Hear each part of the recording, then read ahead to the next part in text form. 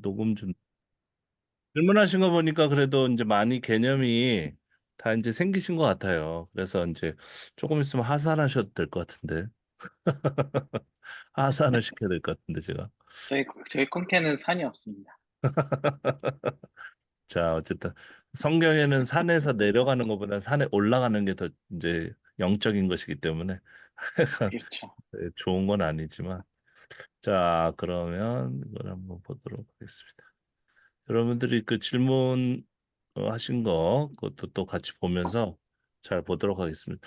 일반적으로 그 나홈이라고 하면은 이게 이제 그 좀 약간 뭐 좀 극단적인 배타성이 나온다 이렇게 말을 많이 하거든요. 근데 그게 맞아요. 그런데 이것을 그 하나님의 성품하고 연결시켜 가지고 설명을 하다 보니까 이걸 어떻게든 설명을 해야 되잖아요. 그 좋은 쪽으로. 그래서 그 반대의 급부로 이런 어떤 그 아시리아라든지 그 니누에라든지 이런 그 사람들 존재들에 대해서 아주 극악한 존재로 많이 묘사를 할 수밖에 없는 거죠. 왜냐하면 하나님께서 그 심판을 하면 뭐 좋은 사람을 심판한다고 하면 안 되잖아요. 그래서 그 극악한 존재로 얘기하지만 지금까지 쭉 저희들이 이제 그 살펴본 것처럼 완전히 100% 악마 같은 사람도 없고, 그죠? 100% 천사 같은 사람도 없고, 그런 거 아닙니까? 그런데 이제 다만 성경에서는, 이 하나님의 심판이라는 개념을 끌어들였기 때문에, 그걸 아주 극악한 존재로, 사탄 같은 존재로, 뭐, 그렇게 묘사를 할 수밖에 없었다. 그걸 한번 우리가, 알고 이제 이 나온서도 또 읽어야 되고요. 그다음에 이 극단적인 배타성이 나온 것은 여러 번 저희들이 같이 살펴봤지만은 어 이제 포로 후기 전후로 해서 이런 제국의 어떤 비호 가운데 있었음에도 불구하고 이들이 유일신 하나님의 신앙 안에서 다른 그 종교들, 다른 이방의 종교들을 밀어 내려고 하는 그런 의지가 생긴 거죠. 그러면서 굉장히 늦게 이게 나타났다라고 보는 것이 합리적이고 실제 역사에서도 그랬을 것이다. 그래서 이 나음서를 딱 봤을 때는 하나님이 너무 잔인하단 말이에요. 뭐 보복하고 항상 화가 나 있는 우리 인간 그 관계에서도 항상 화를 내는 사람들은 별로 그 가까이 하고 싶지 않잖아요. 그런 것처럼 이 하나님의 화가 잔뜩 나 있어가지고 마치 요나서에 나오는 똑같은 대상인데 어떤 하나님은 굉장히 긍휼이 넘치고 어떤 하나님은 막 그냥 다 죽여버리려고 하는 그런 하나님처럼 보이고 그러니까 이 성경을 갖다가 성서를 갖다가 우습게 여기시는 분들은 이거 봐라. 그죠? 예, 이게 모순됐다. 하나님이 도대체 어떤 존재인지도 정리가 안 된다. 뭐 여러 사람이 다른 마음을 가지고 썼다. 이렇게 비하하는데 평가절하하죠. 그러지 말고 솔직하게 인간이 인간의 의도에 따라서 성경을 기록하다 보니까 쓰다 보니까 여러 가지 다양한 색깔들이 나왔고 우리는 그것에 너무 매몰되지 말고 그것을 비평적으로 해체해 가지고 어, 실제적으로 하나님께서 어떤 분인지를 좀 정리해 보자 이런 거죠.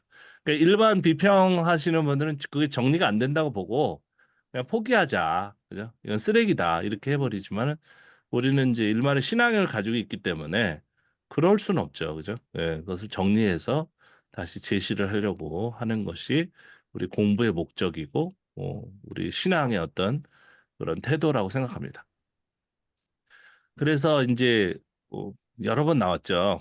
이런 그 배척, 배타심 같은 것들이 나오면 타 족속과의 신적 메시지를 공유했던 과거가 있었다. 과거가 있었고 후대로 갈수록 이 어떤 신탁도 사실은 신탁이라고 하는 것은 그 남의 신들이 이방의 신들이 어떤 것들을 갖다가 계시를 주는 거죠. 그 선지자나 그 사제들한테 계시를 주면 그 신탁도 공유했다는 거죠. 요나사에 보면은 그 초기층들이 남아 있는 거잖아요. 그죠? 그러니까 다른 그 신들, 다른 족속의 신을 통해서 어떤 하나님의 메시지가 당도했음에도 불구하고 그것을 존중하는 거죠. 그걸 두려워하고 그 방법대로 하면은 자기네들 복을 받을 수 있다고 수용하는 거잖아요. 그죠? 니누에 같은 사람들이. 그런데 어느 시점 이후가 되면은 그런 것도 무시하고 오로지 우리 하나님이 주시는 메시지만 옳다라고 그렇게 주장하는 후기의 어떤 모습들이 나타나는 거죠. 그래서 그런 것들을 볼 때도 이게 이제 시간적으로 차이가 있다. 이렇게 우리가 간파를 할 수가 있는 것입니다. 그래서 이렇게 표로 해주셨는데 뭐 대부분 다 맞아요. 제가 볼 때도 저작 연대 비평도 뭐 7세기 아시리아의 멸망 그리고 뭐 사실은 아시리아가 뭐 멸망했다고 보지 않는 사람도 있죠. 그러면서 그 바벨론에 병합됐기 때문에 바벨론 자체도 이제 뭐 전기 바벨론, 후기 바벨론 이렇게 하지만 신바벨론 뭐 이렇게 나누지만은 우리가 성경에서 얘기하는 것은 이제 주로 이제 신바벨론 시대거든요. 기원전 7세기, 뭐 6세기 이럴 때는 그것은 결국 이제 아시리아를 병합하면서 그 세력을 키웠기 때문에 물론 이제 바벨론이 아시리아뿐만이 아니라 주변 나라를 다 삼켰기 때문에 어 이따 보시면 아시겠지만 토지가 엄청나게 차이가 있죠. 아시리아에 비할 수 없을 정도로 엄청나게 넓은데 그래서 연장선상에서 보시는 분도 있죠. 그런 어떤 역사학자들의 주장이 왜 나오냐면은, 그때는 사실은 뭐 제국이나 제국 족속들과 족속, 나라와 나라의 어떤 구분이 그렇게 명확하지 않았다는 겁니다. 그러다 보니까, 중국 같은 사람들도, 중국 그 사람들도 그런 비슷한 주장을 하는 거죠. 과거에는 사실은 중국 땅이나 한국 땅이나 다 똑같았기 때문에, 어?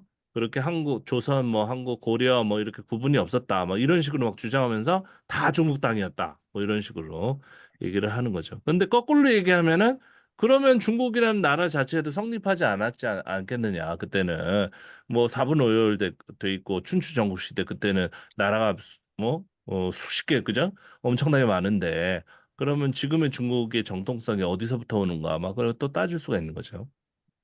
어쨌든 우리가 그런 어떤 역사적인 논의를 통해 가지고 얻을 수 있는 것은 이 국경이라는 개념 자체 그리고 너네 민족 우리 민족이라고 이렇게 구분하는 그 트렌드라고 그 전통이라고 할까요? 그게 얼마 되지 않았다는 겁니다, 사실. 과거에 뭐 수백 년 전에 200 몇십 년 전만 해도 영국과 미국이 구분을 하지 않았잖아요. 그죠? 그런데 이제 그 부득이하게 그걸 또 나눠야 되니까 지역이 다르고 독립하겠다. 그래가지고 독립전쟁도 하고 막 그랬지 않습니까? 그랬던 것처럼 아시리아 뭐 따로 있고 바벨론 따로 있고 그런 개념만 이제 우리가 가질 것이 아니라 지금 현대적인 입장에서 보면은 뭐 중국과 뭐 북한과 한국이 다 따로따로 다른 지역이기 때문에 그렇게 딱 칼로 나누는 것처럼 그렇게 생각하겠지만은 사실은 이때는 뭐 더 안 그렇겠죠. 뭐그 나라가 그 나라고 또 이렇게 합병하게 되면은 뭐 바벨론의 아시리아 족속들 다 살아있고 막 그랬을 것 같습니다. 하지만 이 사람들이 지금 벌써 국가의 어떤 구분을 확실히 나누고 아시리아는 따로 있고 바벨론 따로 있고 이스라엘을 따로 있고 이렇게 어떤 구분했다는 것 자체가 국가주의가 이제 명확해지고 음, 그리고 종교도 구분을 확실히 하려고 이제 그렇게 시도를 했다. 이런 모든 것들을 우리가 알 수가 있습니다.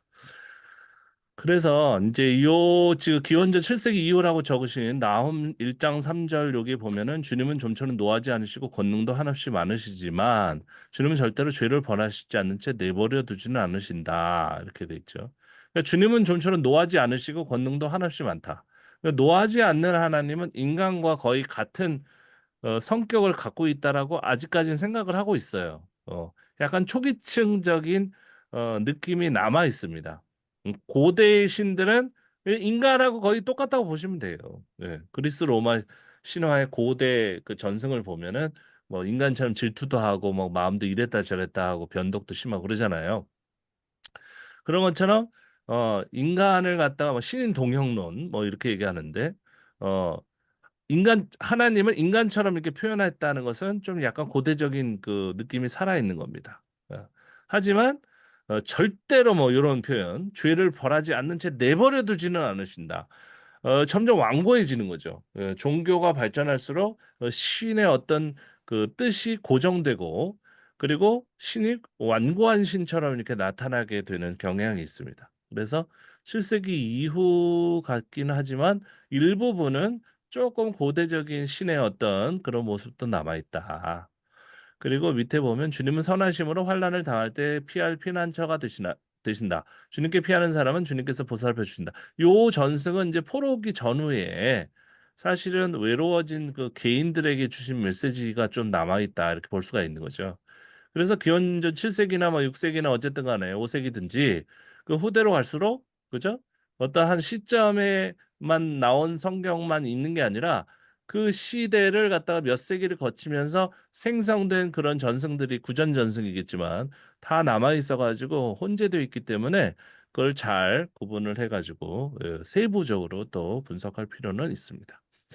하지만 요 제사장문헌이라고 쓰신 거 요건 제3 이사야서예요. 이사야서의 구절과 같이 공유하고 있습니다. 여기 보면 좋은 소식을 전하는 사람, 평화를 알리는 사람. 이게 누구냐면은 인제 우리가 인제 포로의 신분에서 해방을 받게 됐다. 그래서 3.1 운동이 아니라 뭐 8.15 해방 때 우리 인제 얼마 있다가 오네요. 해방 때 막 만세 만세 하면 대한독립 만세하고 뛰쳐나온 사람 그 사람들하고 똑같은 사람이에요, 이 사람들이. 제3 이사야서에 따르면. 그러면 요런 나음서에서 오래전에 형성된 초기층도 있지만 어 굉장히 후대적인 그죠? 예. 거의 뭐 포로 후기 5세기 이제 4세기 까지 가는 거죠. 그 어간에 이제 그 최종 형성된 그런 구절도 있다. 같이 볼 수가 있습니다. 그래서 연구 주제, 일관된 진멸과 심판의 메시지. 뭐 일관됐다고 볼 수도 있지만 이게 더 심하게 심판이 앞으로 드러났다. 처음에는 아마도 그 아시리아나 바벨론 얘기를 주로 이제 하는 경우가 많은데 그런 작은 제국, 중간 제국들을 심판하는 메시지로 나왔다가 나중에는 이제 페르시아까지. 페르시아는 아직까지는 하나님의 도구로 생각하고 있지만 이제 최후에는 모든 제국 아무나 다 하나님 반대에 선 나라까지 모든 민족까지 종교는 다 멸망한다는 쪽으로 이제 더 심하게 나가는 거죠. 그래서 일관됐다는 것을 점점 더 심해졌다, 점점 더 확장됐다 이렇게 보면은 더 확실할 것 같습니다. 그래서 오바댜서에서는 이스라엘이 에돔 땅을 다스리고 그죠? 여기도 잘 보셔야 돼요. 오바댜서도 비교하면서 그러니까 이 이방에 대한 어떤 그 모진 태도가 다른 성경하고 어떤 차이가 있는지 그 하나님이 심판하는 그런 강도에 따라서 그 시기가 조금씩 달라지죠. 남은서는 완전히 희망적인 이방에 대한 희망적 메시지가 없다. 그러면 더 후대라고 볼 수가 있는 거죠. 자, 그다음에 세로로도 이렇게 정리를 잘 해주셨는데 여기도 보면 이게 제사장 문헌 맞죠? 제사장 문헌이 맞는데 일반적으로 제사장 문헌이 이제 엄격한 제사 제도 그 리추럴이라고 하죠. 그런 의식 같은 것들을 너무 많이 이렇게 제시를 하는 것은 결국은 이제 포로 후기 때 성전 다시 짓고 그다음에 이제 유일신 사상으로 뭉치자 한 이후기 때문에 이런 부분들은 나오문서가 최종적으로 완성된 그 시점을 굉장히 후대로 이제 밀어붙이게 되는 겁니다. 자, 요 질문도 1번부터 보면은 요나가 니느웨에 대한 회개를 선포한 지 150년 정도, 어떤 분은 뭐 100년, 어떤 분은 150년 이렇게 잡는데 어쨌든 요 정도 후에 나음서가 쓰여졌다고 보면은 요나서가 나음서의 기록 연대가 150년, 100년 정도 차이가 아닌 것 같은 느낌이 난다. 이렇게 했는데 어쨌든 연대 추정은 이 초기층의 시점이 있어요. 초기에 실제적인 어떤 사건이 일어난 시점이 있고 그런 다음에 많은 시간을 지나면서 거기는 막 어, 글을 삽입하죠. 삽입하면서 그게 최종적으로 언제 완성됐을지가 이게 구분돼 가지고 추정이 돼야 됩니다. 초기층의 시점은 뭐 100년이 아니라 150년 정도 뭐 차이가 날 수도 있지만 최종 완성 시기는 더 좁혀질 수도 있죠. 거의 완전히 100년 이상 이렇게 차이 나는 두 개의 사건이 결국 모아져서 문자화가 된 것은 거의 비슷한 시기이기 때문에 그래서 뭐 같은 시대에 또 모일 수도 있고 그래서 이 연대 추정이 어려운 겁니다. 어렵고 개론서를 쓰는 게 굉장히 어려운 거예요. 그래서 개론서를 쓰다 보면은 뭐 근본주의 좀 보수적인 입장에서는 몇 년, 그다음에 뭐 성서 비평주의자들은 몇 년 이렇게 자유주의자들은 몇 년 이렇게 따로따로 적어놓은 이유가 거기 있습니다. 그래서 이 시기는 그 문장마다 그 부분마다 내용마다 좀 달라지겠죠. 그 다음에 나음서는 전체적으로 예언적인 내용을 담고 있는 시적 표현이 많다. 비유적인 구절은 너무 많다. 근데 요것도 이 시적 비유라는 게 사실은 아주 오래된 겁니다. 역사적으로. 그죠? 아수르바니팔, 그 아시리아에도 도서관이 있었고, 그죠? 아주 그 도서관은 그 거슬러 올라가면은 이 성경이 기록된 시대하고 비교할 수 없을 정도로 수천 년 전부터 도서관이 있었거든요. 다른 나라는 이스라엘은 없었어요. 이스라엘이 나중에 기록해가지고 성경만 남아가지고 굉장히 이런 어떤 문학적으로 뭐그 문화적으로 굉장히 발달한 나라처럼 이렇게 얘기하지만은 그렇지 않습니다. 이스라엘이 이렇게 문학적으로 문화적으로 발달한 것은 다 그 제국의 영향을 받아가지고 나중에 그거를 빨아들이면서 이렇게 굉장히 이렇게 떠오른 것이지. 그리고 성경이 남아 있어가지고 성경이 이제 전 세계적으로 다 읽히는 그런 책으로 지금까지 남아 있다 보니까 그렇게 인식이 되는 거지. 이스라엘 사람들은요. 사실은 뭐 별볼 뭐 남은 유적이 없어요 아무것도 뭐 그때 과거에 수천 년 전부터 뭐가 있었으면 남아 있을 텐데 아무것도 없습니다. 이분들은 그냥 돌아다니면서 처음에는 이제 목축업 같은 거 이렇게 하고 다른 나라에 이제 빌붙어 가지고 그 사람들의 이제 좀 도움 같은 거 받고 이렇게 살다가 나중에 이제 어, 우수한 사람들이 이제 제국 이제 밑에 가가지고 거기서 이제 최고급의 이제 교육을 받으면서 뭔가 우리도 한번 해볼까 했는데 또 이렇게 서포트도 받고 도움도 받으니까 성전 짓고 또 그러면서 한번 해보려고 했는데 이제 안 된 겁니다. 그래서 이 시적인 비유가 나오면은 이게 초기 지혜 문헌인가? 초기 지혜 문헌에서 시적 비유는 어떤 게 나옵니까? 주로 인과응보, 그죠? 항상 똑같은 내용이에요. 뭐 굉장히 간단합니다. 어떻게 보면. 이 짧은 시대에 성경이 다 같이 기록됐기 때문에 어, 기준을 잡는 건 굉장히 쉬워요. 그래서 그냥 뭐 사람이 열심히 살면은 인정받고, 그죠? 저렇게 살면은 인간답지 않고. 그러니까 우리가 신앙이 없는 종교가 없는 사람들이 그 어머님들 아버지들이 얘기하는 그 내용하고 거의 똑같다고 보면 돼요. 근데 포로기 이후에 개인 시들이 나오죠. 개인 시들. 이들이 뭐 고통 가운데 막 신을 부르짖고 그리고 도와달라고 막 얘기하는 그런 어떤 암울한 어두운 시들이 나오고요. 이것은 그 초기 지혜 문헌하고 다르죠. 초기 지혜 문헌은 그래도 평안한 그 시절에 나왔던 그 글들이기 때문에 대부분 그 아시리아나 바벨론의 그 도서관에 있는 그 글귀들을 다 이렇게 갖다가 모방한 것이거든요. 그 똑같아요, 그거는. 음. 공부할 필요도 없어요. 고대 근동학을 공부해봤자 다 똑같은 내용이에요.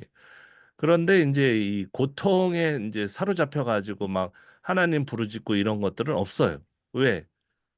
그 제국들은 그 오랜 동안 그렇게 고통을 받지 않고 잘 먹고 잘 살았기 때문에 아주 단기간에 이 시편처럼 하나님 울부짖고 막 죽을 것 같다고 얘기하는 그런 글들은 사실은 어떻게 보면 이제 성경에 고유한 어떤 부분이죠. 그러다가 이게 심하게 또 종교화되지 않습니까? 포로기 지나고 포로기 되면서 이제 종교를 다시 한번 이제 새롭게 리뉴얼하는 거죠. 새로 갱신 작업을 하는 거죠. 유일신 사상을 중심으로. 이제 그 종교화가 되면 또 엄격한 어떤 그런 어떤 그런 분위기를 띈다든지 아니면 그 시적 비유를 통해 가지고 뭔가 교육을 하는데 대부분 제사 잘 지내라. 율법을 잘 읽어라. 이런 쪽으로 이제 나가는 겁니다. 그래서 이 나음서는 사실은 이런 시적 표현이 많이 들어있는데 이런 측면들이 다 나와요. 이렇게. 그래서 요것도 한번 시간이 되시면 정리해가지고 어떤 건 초기층, 어떤 거는 포로기 이후의 개인시, 어떤 건 종교화된 거 이런 것들을 나눠가지고 정리해도 가치가 있을 겁니다. 그 다음에 3번 나음은 니느웨가 멸망 직전부터 아수르의 멸망 사이 일부 기록한 것으로 추정되고 그렇죠.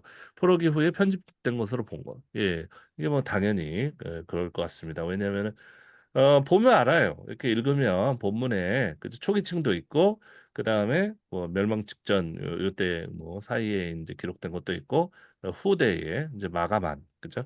다 이게 어, 뭡니까? 근데 이제 그 상대적으로 보면 사회사본에 나음서가 거의 다 보존돼 있어요. 다 나온 것을 보면은 그 편집은 어쩌면 다른 성경보다도 좀 일찍 됐다. 짧기 때문에 다 요거를 먼저 다 짜깁기를 끝내놓고 정리를 한 다음에 다른 성경을 또 정리한 것 같습니다. 그래서 아시리아 제국이라고 하면은 이제 기본적으로 이제 이런 지도 같은 것들이 많이 나와 있는데요. 여기 보면 초기 제국과 후기 제국으로 나뉘는데 우리는 성경의 시대는 이제 후기 제국만 포함됩니다. 그런데 이 초기 제국부터 엄청난 제국이었어요. 그렇기 때문에 뭐 아시리아가 뭐 북아 이스라엘하고 어쩌고 저쩌고 해가지고 뭐 별 볼 일 없는 그런 나라처럼 이렇게 생각하는데 이것도 엄청난 나라였습니다, 사실은. 예, 문화가 남아있는 유적만 해도요 상대가 안 돼요. 그럼 도대체 다윗이 그렇게 대단하고 솔로몬이 대단하면 뭐 남은 게 있어야 될 거 아니에요. 그래서 제 잠시만 실례할게요. 전화 좀 받고요. 네네네. 그래서 제 생각에는 계속 하겠습니다. 제 생각에는 다윗과 솔로몬이라는 그 왕국이 대단하다고 얘기하는 것이 이 이스라엘 사람들의 정신 승리예요. 정신 승리. 예. 사실 조그만 그죠? 그런 나라에 불과했는데 이 제국의 어떤 모습을 보고 이 마음들이 커지다 보니까 그죠? 우리도 원래 저랬다. 이런 식으로. 근데 없다. 뭐가? 뭐 근거가 없잖아요. 근거. 좀 웃긴 겁니다. 예.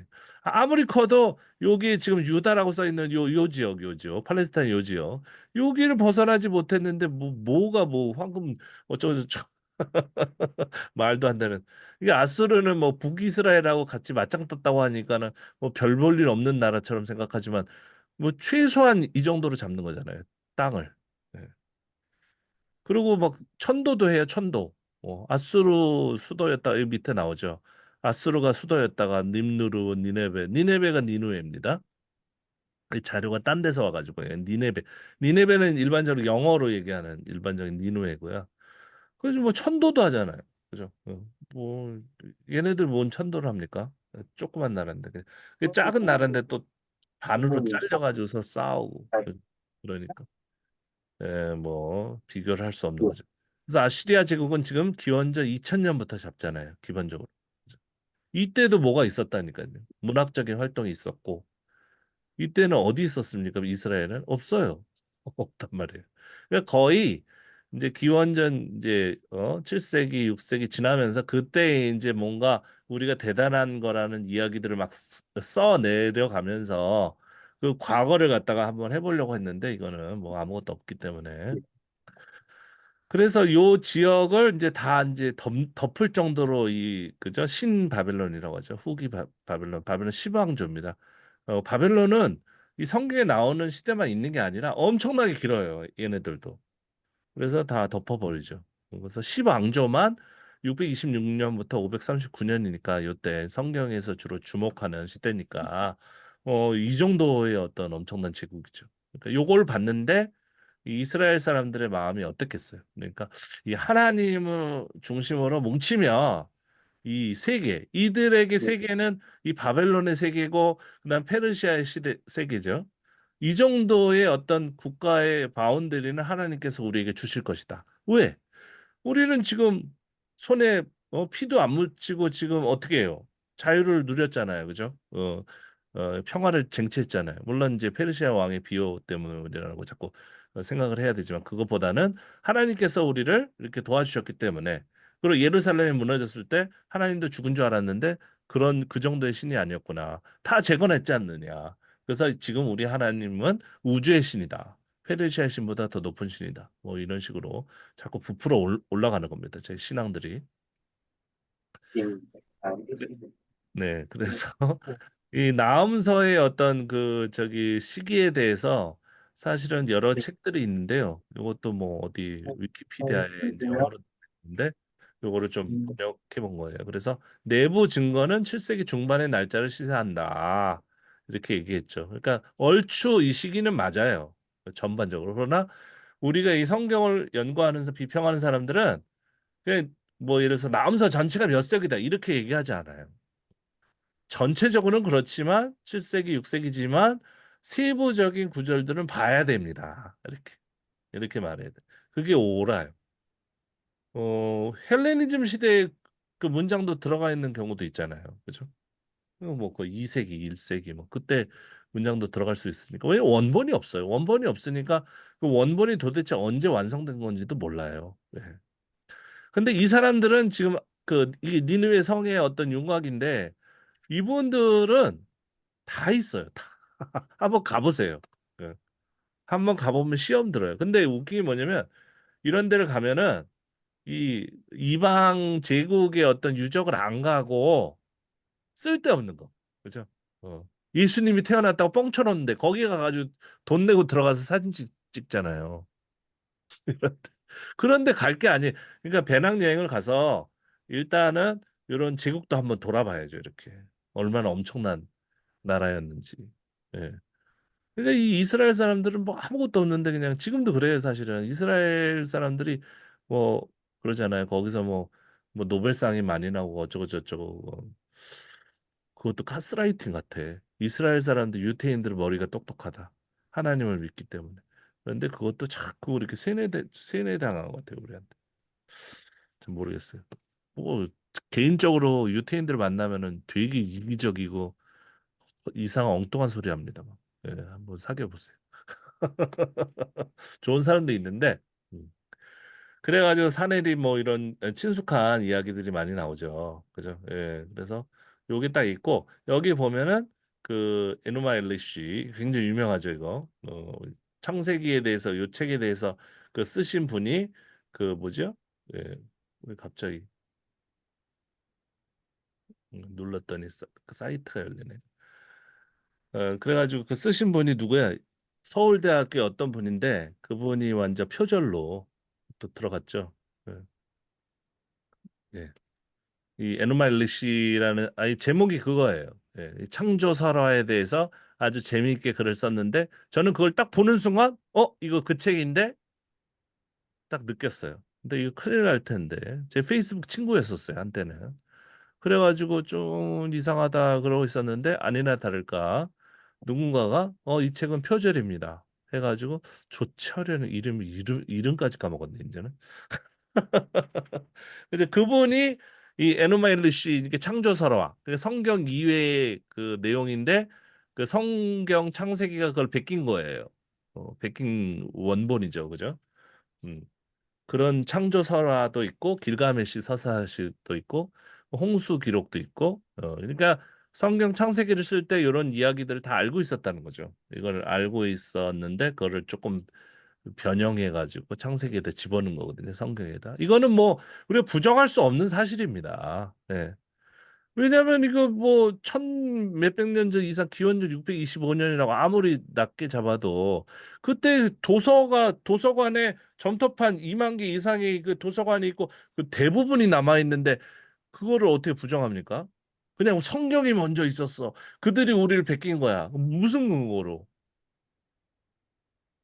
그러니까 지금 교회가 사람이 없는 거예요. 예, 왜냐하면 요런 책, 요런 분들이 이제 쓴 책 같은 거 한 권, 간단한 책, 얇은 책 이렇게 읽고 가면은 질문하고 싶을 거 아니에요. 처음 교회 왔으니까.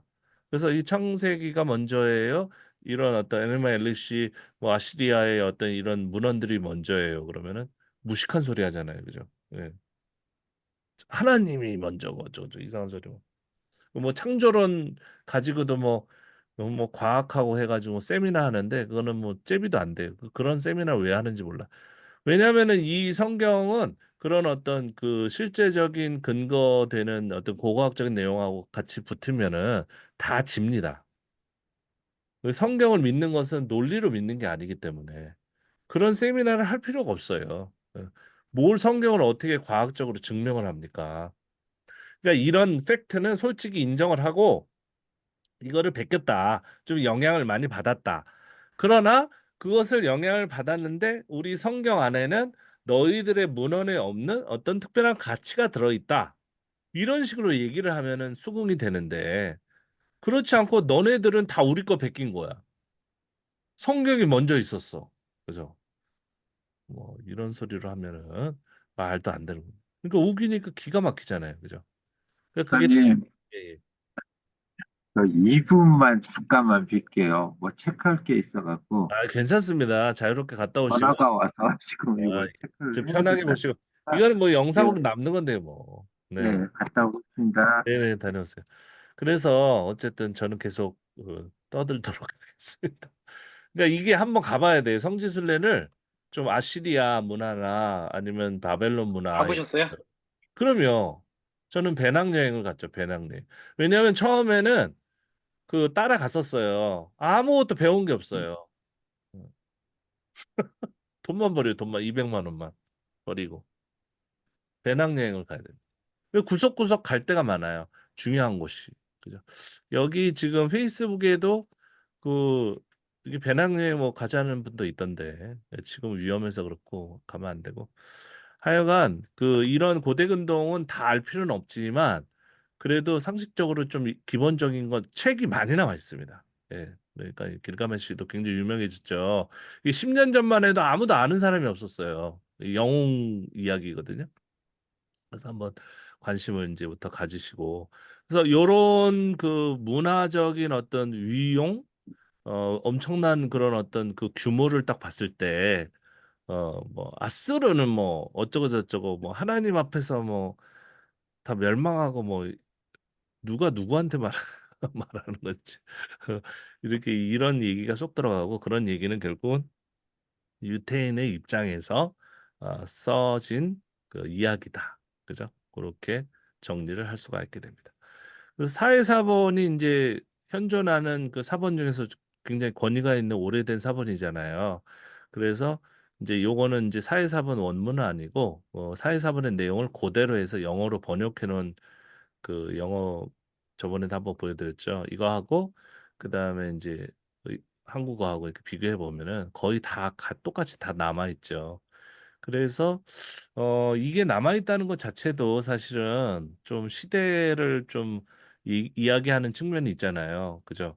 그래서 어떤 거는 없는 것은 이제 헬레니즘 시대로 진입하기 전에 이제 사회 그 두루마리가 이제 완성됐다고 보기 때문에 시편 1편은 없고 당연히 그래서 이제 제가 그 시편 1편에 대한 논문을 쓴 것이고 요것은 완전 헬레니즘까지는 아니다. 그것은 이제 어떻게 보면 확인할 수 있는 그 근거 중에 하나가 사회사본의 이 내용들이 나음서가 다 똑같이 다 남아 있다. 그랬다면 이 시기에는 완전히 헬레니즘 시대까지는 안 가고 그 이전일 것이다. 이렇게 얘기를 할 수가 있습니다.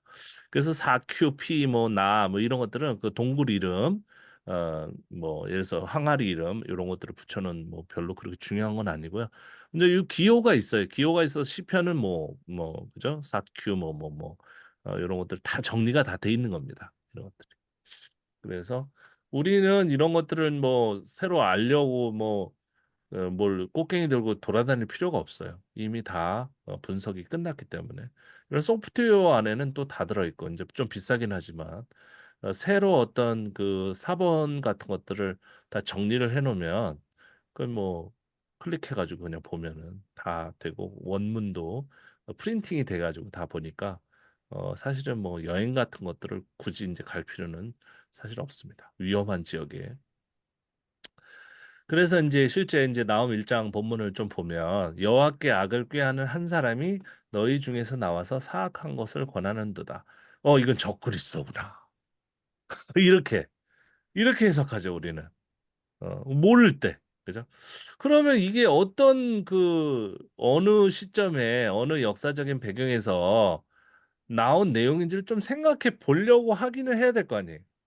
근데 그런 게 없어요. 그 얼마나 쉽습니까? 성경 해석하는 것이. 그래서 이 비평적인 개념이 없는 분들은 게으른 사람들이에요.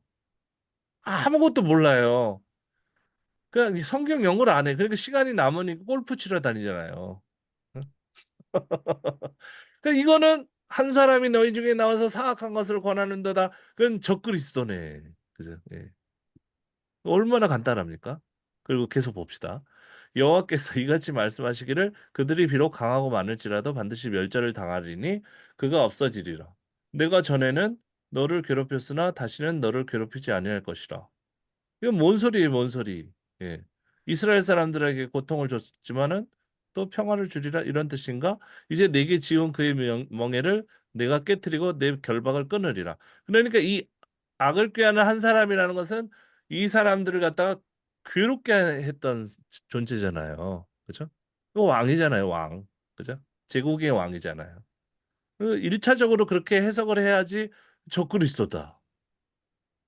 뭐 시대적으로 지금 요한계시록하고 이렇게 떨어져 있는데 중간중간에 어떤 설명도 아무것도 없이 그냥 얘기하면은 이걸 누가 알아들을까?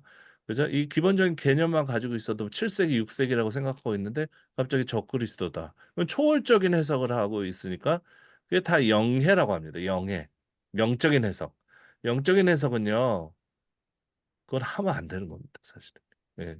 그 영적인 해석은 귀에 걸면 귀걸이, 코에 걸면 코걸이에요. 그걸 자꾸 하다 보면은 어느 순간에 그 신자들이 그 목사의 말을 잘 듣기 시작하면은 그것에 문제가 생겨요. 예. 그러니까 자기 마음대로 해. 그러다 나중에 영적인 해석이다, 성령이 나다, 이제 이런 식으로 나오면은 그거를 반박할 수가 없어요. 왜냐하면 그 해석의 방법을 훈련을 안 했기 때문에 저 사람이 자기가 성령이라고 하는데 무슨 근거로 이렇게 물을 수 있는 사람이 없어져요. 그러면 지 마음대로 하는 겁니다. 그다음부터. 그렇게 크게는 이단이 되고 작게는 어떻게 되냐면 자기 욕망을 채우기 위해서 이 성경을 요리하는 거죠. 이렇게 요리. 문제가 많습니다. 그렇게 하면. 그러니까 이게 무슨 근거야? 이게 무슨 근거로 적그리스도야? 뭐 이렇게 자꾸 물어봐야 되는데 묻지 못하게 하니까. 이 앞뒤 구절을 연결해서 좀 읽으면 좀 이제 분명하게 나타나잖아요. 그죠? 그리고 14절에는 우상 멸절하고 무덤 준비하는 내가 쓸모. 그러니까 결국 우상을 타파하자. 그러니까 후대적인 포로 후기적인 그 이방 신들에 대한 어떤 호의감이 없고 이제 하나님만 섬겨야 된다는 그런 어떤 철통 같은 유일신 사상이 나오는 거잖아요. 그래 놓고 볼지어다 아름다운 소식을 알리고 이거는 이사에서 52장 7절하고 똑같단 말이에요. 좋은 소식은 복음이다. 이러지 말고 좋은 소식. 노래도 있죠. 복음 들고 산을 넘는 계속 부르죠. 저 밑에 아가씨가 제가 한번 검색해 봤더니 하늘 좋아라 불러 이렇게 주다스 무슨 뜻이에요 이게? 몰라. 그냥 이것은 뭐냐면 오랫동안 바벨론 시대, 페르시아 시대를 거쳐가면서 너무 오랫동안 포로 생활을 했단 말이에요. 그런데 이제는 산으로 가잖아요. 우리 민족의 신으로. 그죠? 근데 그 민족 신은 옛날 신은 아니죠. 음. 그 산에서부터 좋은 소식이 나오는 거죠. 좋은 소식. 이제 끝났다. 우리는 고향으로 돌아간다. 저는 가기 싫은데요. 아니야. 이거 하나님 뜻이야. 빨리 일어나. 그래도 가기 싫은데 여기에서 저기 기반이 다 여기 있어가지고 저는 고향에 가면은 뭐 불모집밖에 없는데 제가 왜 가요? 그래서 안 가려고 하니까 옛날 이야기를 잘 들어봐. 그래서 옛날에도 이집트에서 우리가 노예 생활을 했는데 예, 어쩌고 저쩌고 그렇게 얘기가 또 필요하고 그런 거 아닙니까? 아무 근거 없어. 그 이집트에서 종살이했다는 근거가 없어요. 조금 있는 것 같으나 그 정도밖에 안 남았나? 요셉이 총리했다는 얘기 어디 있어요? 없잖아요. 아무것도 없습니다. 안 따라오니까 여러 가지 내러티브가 필요한 거예요. 그러면 그게 그들이 거짓말을 한 것이라고 볼 수는 없어요. 왜냐하면 그 시대에는 자기가 어떤 이야기를 전달하고 사람들을 설득하기 위해서 그런 방법을 사용한 거죠. 그런 방법. 지금 우리 시대의 관점으로 보면 안 돼요. 음. 그래서 예수님이 얘기한 게 아니야. 그런데도 예수님이 얘기했다고 얘기한 거예요. 저번에도 봤죠? 그런 유아 사례가 그 예수님하고 관계가 없어요. 그죠? 있지도 않아. 아. 그리고 호적도 예수님하고 관계가 없어. 근데 관계가 있는 것처럼 만드는 거죠. 목적은 뭐냐면 예수님은 위대한 분이다. 이걸 이야기하려고 갖다 끌어가지고 사용하는 거죠. 예. 그러면 그게 나쁜가? 그죠? 예. 예전에 저희 할머니가 이야기 진짜 잘 만들거든요. 호랑 이야기도 했다가 그 버전이 조금씩 달라져 이렇게. 재밌단 말이에요. 그 안에 교훈이 있어요. 거짓말하지 마라. 착한 사람들 이런 거죠. 그래서 우리가 이 성경이 자꾸 이렇게 이상한 거짓말처럼 소설처럼 나타나면 나타날수록 자꾸 그 깊이 그 안으로 들어가야 된다는 거예요. 그래서 여기에 원래 이야기하려고 했던 그 핵심적인 가치가 무엇인지를 자꾸 얘기를 하려고 해야지. 그이 구절이 어쩌고 뭐 이 단어가 여기 나왔는데 이건 적그리스도고 이런 식으로 똑같이 하면 안 된다는 겁니다. 예. 성경을 읽고 곱씹고 막 진액을 짜가지고 도대체 이 음식에는 어떠한 영양분이 있는지를 밝혀내야 되는 것이지 그냥 대충 뭐 씹지도 않고 그냥 핥아 먹고 뭐 이러면서 뭘 어떻게 하겠다는 거예요. 그래서 다른 사람을 설득할 수가 없습니다. 그래서 볼지어다 아름다운 소식을 알리고 화평을 전하는 자의 발이 산 위에 있도다. 그죠? 똑같잖아요.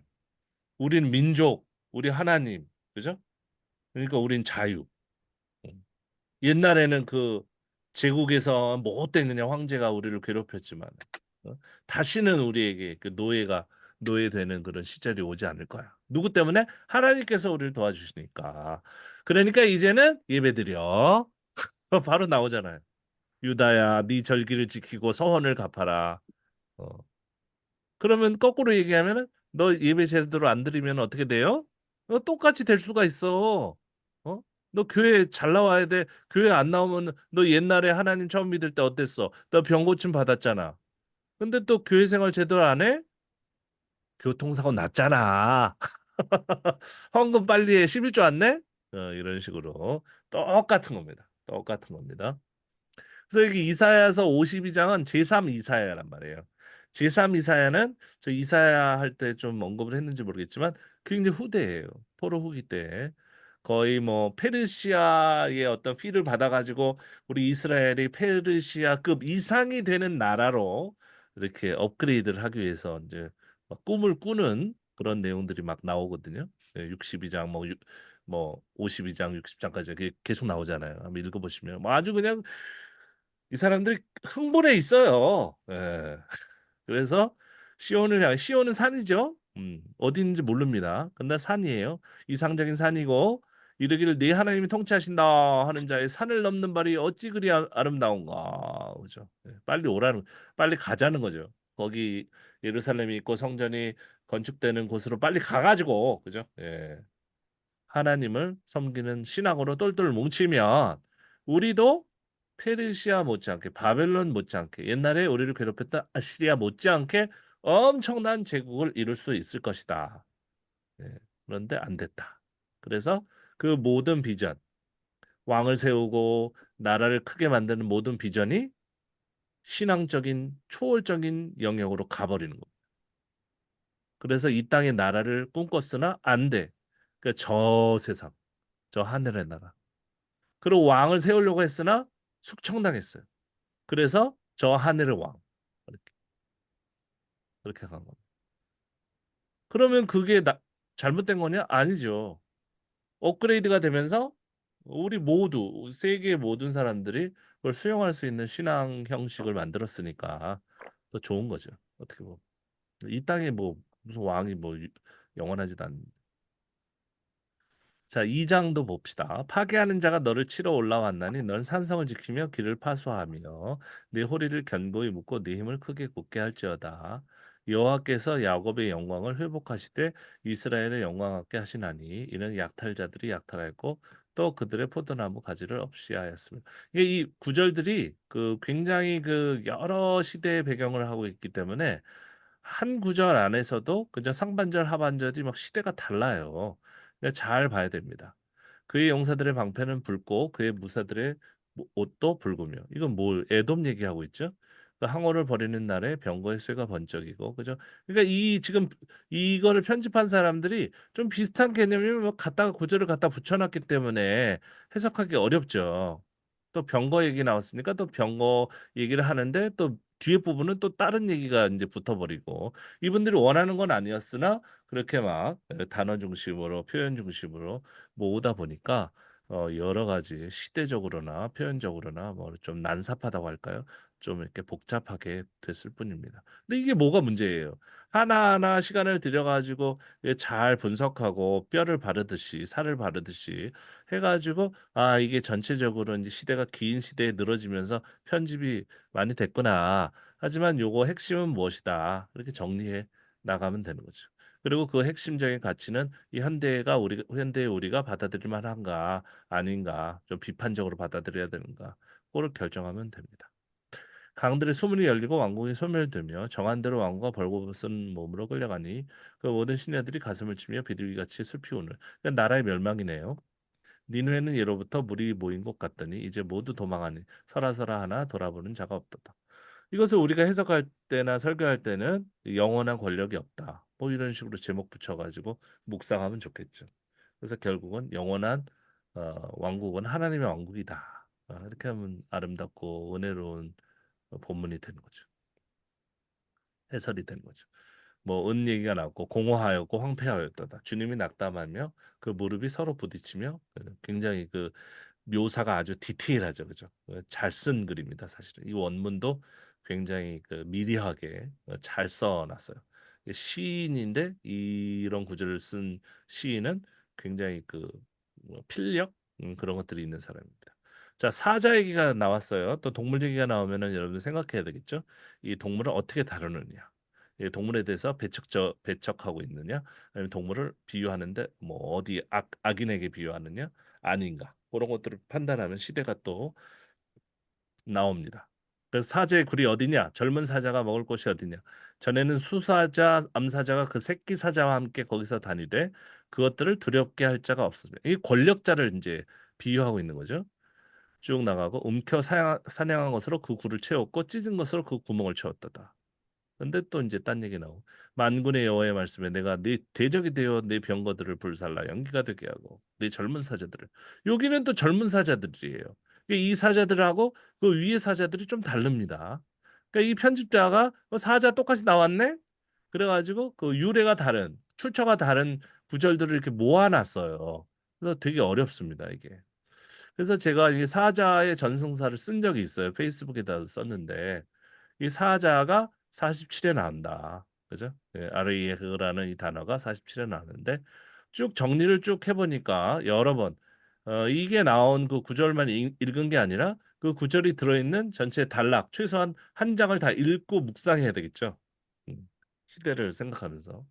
그래서 전통적으로는 용맹한 자를 비유하거나 특정 족속의 성격을 빗대어 언급하는 데 쓰였다. 이게 이제 초기층입니다. 그 사자를 그냥 용맹한 사람, 용맹한 족속 이렇게 비유하는데 뭐 우리도 쓸 수 있잖아요. 사자처럼 용감하다, 사자처럼 무섭다 이렇게. 그런데 자세히 보니까 오랜 세월이 흐른 뒤에 국가 멸망을 기점으로 사자처럼 분노하시는 하나님이라는 표현이 등장한 거죠. 그리고 하나님이 심판의 도구로 세운 나라도 사자다. 하나님에게 심판을 받을 열국 등의 또 이미지도 나타났다. 그러니까 요거를 딱 따로따로 구분해 가지고 이제 정리를 해야 되겠죠. 이게 이제 단어를 고찰하는 방법입니다. 그러니까 단어의 뭐 의미 1번, 2번, 3번, 4번 그렇게 하는 게 아니고 시대를 보고 시대가 같은 거 그리고 그 시대에서 계속 나타나는 표현을 정리하는 것이 이 성서 비평적인 그 단어 구분이에요. 이런 책이 없어요. 이런 책이. 음. 여러분도 한번 써보시기 바랍니다. 근데 아마도 이거를 해석할 수 있는 사람은 그때그때 해석하면 되니까 저처럼 이렇게 사자에 대해서도 필요하면 정리하면 되니까 그런 사전까지 다 일일이 출판하면 엄청나게 두꺼워지니까 이제 할 필요가 없겠죠. 이스라엘 백성이 주인을 몰라보고 사자처럼 으르렁거리고 이런 표현 같은 것들이 쭉 나와요. 그래서 한번 읽어보시기 바랍니다. 이건 너무 기니까. 그래서 결국은 권력 이야기를 하는데 이런 많은 나음서도 그렇고 여기 권력 이야기를 하는데 사자를 이제 비유를 이제 하는 거죠. 그러면서 아무리 강한 존재라고 할지라도 결국은 하나님께서 뜻하지 아니하시면은 꼬꾸라진다. 이런 내용이 이 사자의 전승사를 전체를 봤을 때 그걸 일맥상통하는 그 쭉 이렇게 관통하는 그런 내용이다. 이런 내용을 쓴 것입니다. 그래서 뭐 제가 결론 내린 것은 영원한 권력은 없다. 이 사자의 단어의 전승사를 다 연구해 보니까 힘이 있다면 조심하고 힘이 없는 사람이라고 위축되어 살 필요도 없다. 성서의 세계는 실제적인 인간의 세계를 투영하고 있으며 유력자와 무력자, 힘이 있는 사람과 힘이 없는 사람의 급작스러운 반전이 상시로 일어난다는 것을 알고 겸손하라. 이런 얘기를 사자 이야기하면서 이야기해 주면 좋겠죠. 그래서 다시 돌아가서 나음서의 이 사자도 결국 똑같은 내용이잖아요. 아까 그 사자의 전체적인 윤곽을 머릿속에다가 넣고 사자의 신학이죠. 그걸 가지고 이 사자를 갖다가 가지고 이 권력인데 영원한 권력은 없다. 그죠? 하나님께서 벌 주실 수 있다. 이렇게 얘기하는 거죠. 그러면 예수님의 사자도 그런 어떤 궤도에서 같이 설명할 수 있죠. 예수님은 사자이면서 또 양이다. 이렇게 얘기했을 때는 예수님은 한편으로는 이 힘으로 힘을 자꾸 이기고 서로 먹고 먹히는 그런 권력을 상회하는 초월적인 어떤 가치를 가지고 계신 분이고, 그리고 희생으로서, 그죠? 그 권력을 공고히 하는 양으로서 그 자기 희생. 그러니까 너희들이 힘이 있다고만 얘기하지 말고 희생이 있냐? 목사님이 대단한 목사님, 영적인 목사님이라고 하면은 혼자만 처먹지 말고 그죠? 그 돈을 풀어서 뭘 했냐, 네가? 어. 그럼 너는 멸망당할 심판받을 니누에다. 너는 그냥 꼬꾸라지 사자다. 그죠? 지금은 대단해 보이지만은 그 말로가 그냥 형편 없어야지 하나님의 어떤 그저 공의가 살아있는 것이다. 이렇게 선포할 수 있는 것이죠. 이 핵심적인 가치를 뽑아내는 거 굉장히 중요합니다. 그거가 성경에 이게 핵심이었네, 골자였네. 그걸 꽉 잡아가지고 이제 그거대로 이제 설교도 하고 다른 사람에게 이제 권면도 하는 거죠. 자, 여기에 또 유명한 게 또 음녀 얘기가 나와요. 음녀 얘기. 그럼 음녀 얘기는 요한계시록. 요한계시록 예전에 어떤 분이 그 뭐 돌아다니면서 이 요한계시록 세미나 한다고 해가지고 저는 다 듣지는 못하고 책자가 있어가지고 이제 구해가지고 읽었는데 다 이런 식이에요. 다 뭐 아는 얘기. 예. 음녀. 그죠? 음녀의 전승사 뭐 이런 것들은 전혀 모르죠. 음녀가 어떻게 해가지고 성경에서 어떤 개념으로 나타나고 좀 약간 그 다국어 성경 이런 사이트에서 음녀해서 찾아보기라도 해야 되는데 게을러요. 찾아볼 생각이 없어. 그죠? 뭐 찾아보면 뭐래? 나는 교리 안에 어 든들이 서 있고 교리 위에 든들이 서 있고 그 이 음료는 나쁜 거 아니야. 그죠? 요한계시록 음료 그냥 한 구절 한 구절 이렇게 매칭시켜 가지고 거기다 이제 썰을 푸는 거죠. 막 자기가 하고 싶은 얘기. 뭐 재밌어요 또. 근데 말은 잘해. 그런 분들이. 저는 말재주가 없어가지고 항상 부러운데 근데 이제 한참 듣고 있으면은 저거 아닌데 이제 이런 생각이 들어가지고 이제 자리를 이제 일어나게 되는데 그래서 화이슨진저 피해 성이요. 이거 어디서 봤던 겁니까 이거? 바벨론이잖아요. 그죠? 그 나음서에 바벨론 나오네. 아시리아도 나오네. 왜냐면 시대가 쭉 이렇게 이어져 오다 보니까 거쳐 오잖아요. 그러다 보니까 음녀는 또 바벨론 얘기하는 것 같고 피해 성 바벨론 얘기하고 있는 것 같은데 왜 아시리아에 나오지? 왜 해석 못 하겠다. 그러니까 나자빠져 버리는 거죠. 그래놓고 해석을 안 해. 그리고 나음서는 아시리아. 끝. 이렇게 그런 무책임한 책들이 엄청나게 많아요. 그냥 벌거벗은 것을 이제 망했다는 거죠. 완전 망했고 가증하고 더러운 것들. 이건 어떤 표현입니까? 적어놓지는 않았는데 우상숭배할 때 나와요. 우상숭. 그러면은 음료 이건 뭐지? 우상숭배네. 그러면은 그 요한계시록 이렇게 할 게 아니라 그러면은 이 고대의 우상숭배 개념이 나타난 게 언제예요? 포로 후기다. 그죠? 이 본문은 기본적으로 포로 후기를 배경으로 하고 있다. 최소한 요 정도는 얘기를 해야죠. 개념을 가지고 있어야죠. 그다음에 위로할 수 없다. 이것도 참 생각해 볼 만한 구절입니다. 니느웨가 왜 위로를 받을 대상이었습니까? 아니잖아요. 그러니까 한때는 이 주변 족속들을 굉장히 그들과 활발하게 교류하면서 어땠습니까? 네. 그냥 뭐 이웃처럼 살았던 거죠. 그러나 지금은 그 위로가 필요 없어. 위로할 사람이 없을 거야. 그죠? 왜? 내가 위로했던 사람인데 내가 너하고 적이 됐으니까. 이렇게도 해석할 수 있는 거죠. 또 포로기적인 내용 여기 그대로 나오고요. 그 다음에 여기 보면 이제 무화과 나무에 처음 익은 열매 12절에 흔들기만 하면 먹는 자의 입에 떨어. 이거는 이제 초기 지혜 문헌이에요. 아무런 어떤 그 의도가 없습니다. 그냥 여기 갖다 붙여놓은 거예요. 왜? 저 위에 술 얘기 나오고 무화과 나무 나오니까 그죠? 술에 취하여 나오죠. 포도 얘기 나오고 뭐 무화과 얘기 나오고 열매 얘기 나오고 그 다음에 장정들 여인들 나오고 이게 사실은 뭐 이 편집자가 볼 때 다 된다고 생각해 자연스럽게 연결된다고 해가지고 갖다 붙여놨는데 오히려 이런 것들이 해석이 제일 어려워요. 왜냐면 신정론도 없지. 뭐 종교적인 어떤 터치도 없지. 그죠? 그냥 뭐 열매 흔들면 뭐 입에 떨어지고 장정들은 여인 같고 이게 무슨 의미인지 저는 이런 그 구절들이 엄청 어렵습니다. 이게요. 이게 어려워요. 여기는 뭐 아무것도 없어요. 그러나 15절부터 조금씩 나타나죠. 거기서 불이 너를 삼키며 칼이 너를 베기를 느치가 먹는 것 같이 하리라. 이 느치도 여러 가지 얘기가 있죠. 느치. 뭐 이게 뭐 메뚜기다, 뭐 잠자리다, 뭐 여러 가지 얘기하는데 이게 뭐 모르면 어때요? 뭐 황충이다. 이것만 그냥 막 이게 원래 무슨 뭐 저기 짐승이다 뭐 곤충이다 해가지고 이것만 연구하시는 분들이 있어요. 그죠? 예, 쓸데없는 겁니다, 사실. 몰라요, 몰라. 그리고 멸종된 것도 있기 때문에 아무리 뭘 연구해가지고 뭐 비슷한 거 해도 어쨌든 뭐 대충 뭐 메뚜기 얘기가 나오니까 뭔가 곡식을 먹고 그죠? 예, 뭐 파리든 개미든 어쨌든 간에 황충이든 그죠? 잠자리든 간에 뭐 뭔가를 자꾸 이렇게 먹어치우고 그죠? 예, 그리고 메뚜기도 나왔으니까 메뚜기는 이 메뚜기하고 똑같지는 않을 것이지만 비슷한 성향이니까 사실 좀 황충과 메뚜기는 성격에서 좀 다르거든요. 원문적으로 보면은. 근데 저번에 이제 큰 그 짐승 그런 거에 너무 집중하게 되면은 짐승이 공룡이다 이렇게 삼천포로 빠지는 것처럼 이런 어떤 하나하나의 우리가 도저히 알 수 없는 지금으로서는 알기가 분명하지 않은 그런 거에 너무 집중하는 것은 좋지 않습니다. 그래서 전반적인 문맥을 봐야죠, 문맥. 그래서 뭐 하늘의 별 요것도 이제 이런 표현도 나오고요. 그다음 메뚜기 같다 이런 표현도 나오고요. 그러면서 아예 18절에는 노골적으로 아수르 왕이요. 그렇죠. 그러니까 이 모든 것들이 제국의 흥망성쇠, 그죠? 제국이 잘 나갈 때의 그 모습과 그 다음에 망할 때의 모습, 그죠? 그리고 이 곤충들이 나타나 가지고 이들의 어떤 번영을 갖다 좀먹는 거, 그게 바로 출애굽기 아닙니까? 그 열재앙 아닙니까? 그래서 제 친구 목사님이 그 열재앙 논문을 쓸 때 제가 같이 옆에서 썼어요. 같이 연구하면서.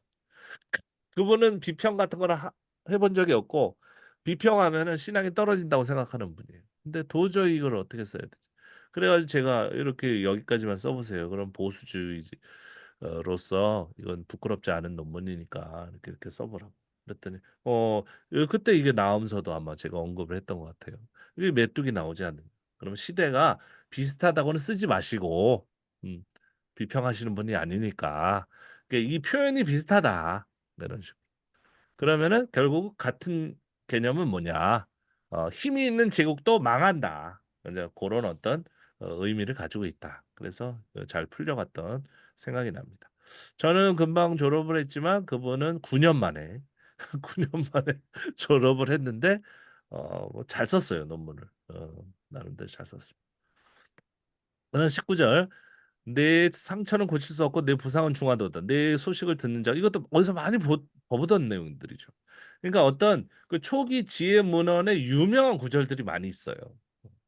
그것은 우리 아수르 문헌, 그다음에 바벨론 고대 군동의 문헌에 보면 많이 나옵니다. 그런 것.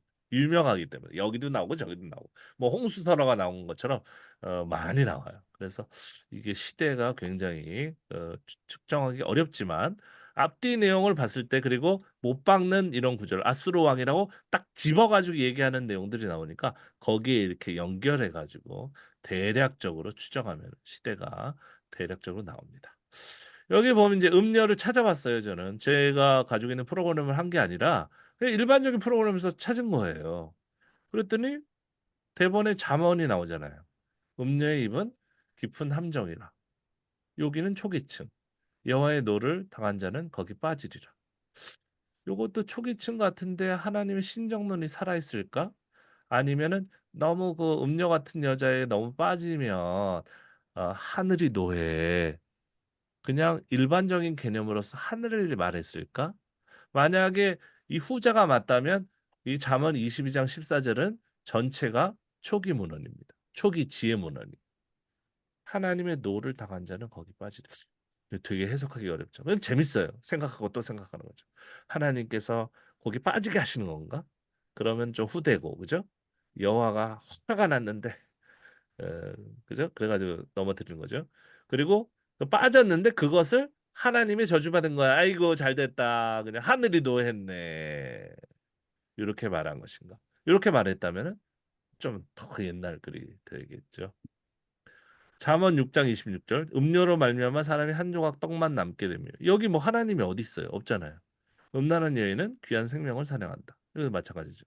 잠언 6장 26절은 전반적으로 그냥 일반적인 일반론이죠. 사회에서 얘기할 수 있는 그 이상한 여자들 따라다니면은 넌 죽어 엄마. 그죠? 돈 다 뺏겨.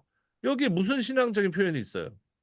이것도 어떻게든지 간에 뭐 신앙적으로 해석하려고 여기다 살 붙이고 어쩌고 저쩌고 뭐 복음 뭐 어쩌고 저쩌고 뭐 그러지 마세요. 이거는 시대가 아니니까 그냥 일반적인 내용이다. 그러고 넘어가면 되잖아요. 솔직하게. 그래서 30장 20절도 보면 그렇고. 근데 요한계시록 19장 2절에 보면 그의 심판은 참되고 의로운지라. 심판 어디서부터 나왔습니까? 포로 후기 때부터 생긴 개념이죠. 그죠? 하나님 심판한다. 그전에 하나님 심판하지 않아요.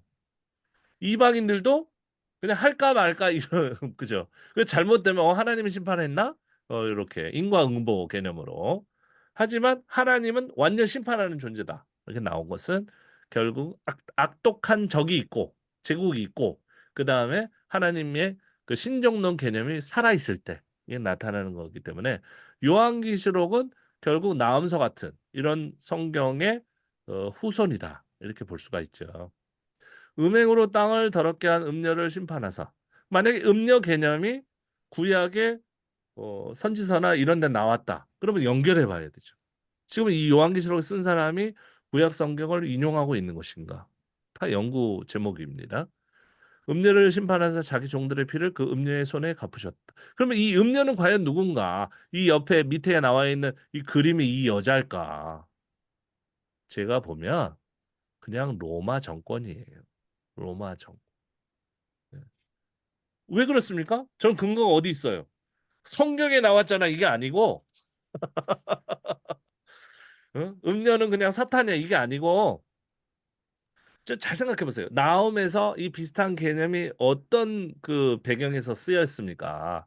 결국은 아시리아나 바벨론 같이 그런 제국이 멸망하는데 이런 개념이 사용됐다면 결국은 이 똑같은 그 그죠? 연장선상에서 음료 얘기를 한 것은 이들이 고통받고 있는 거 아니에요.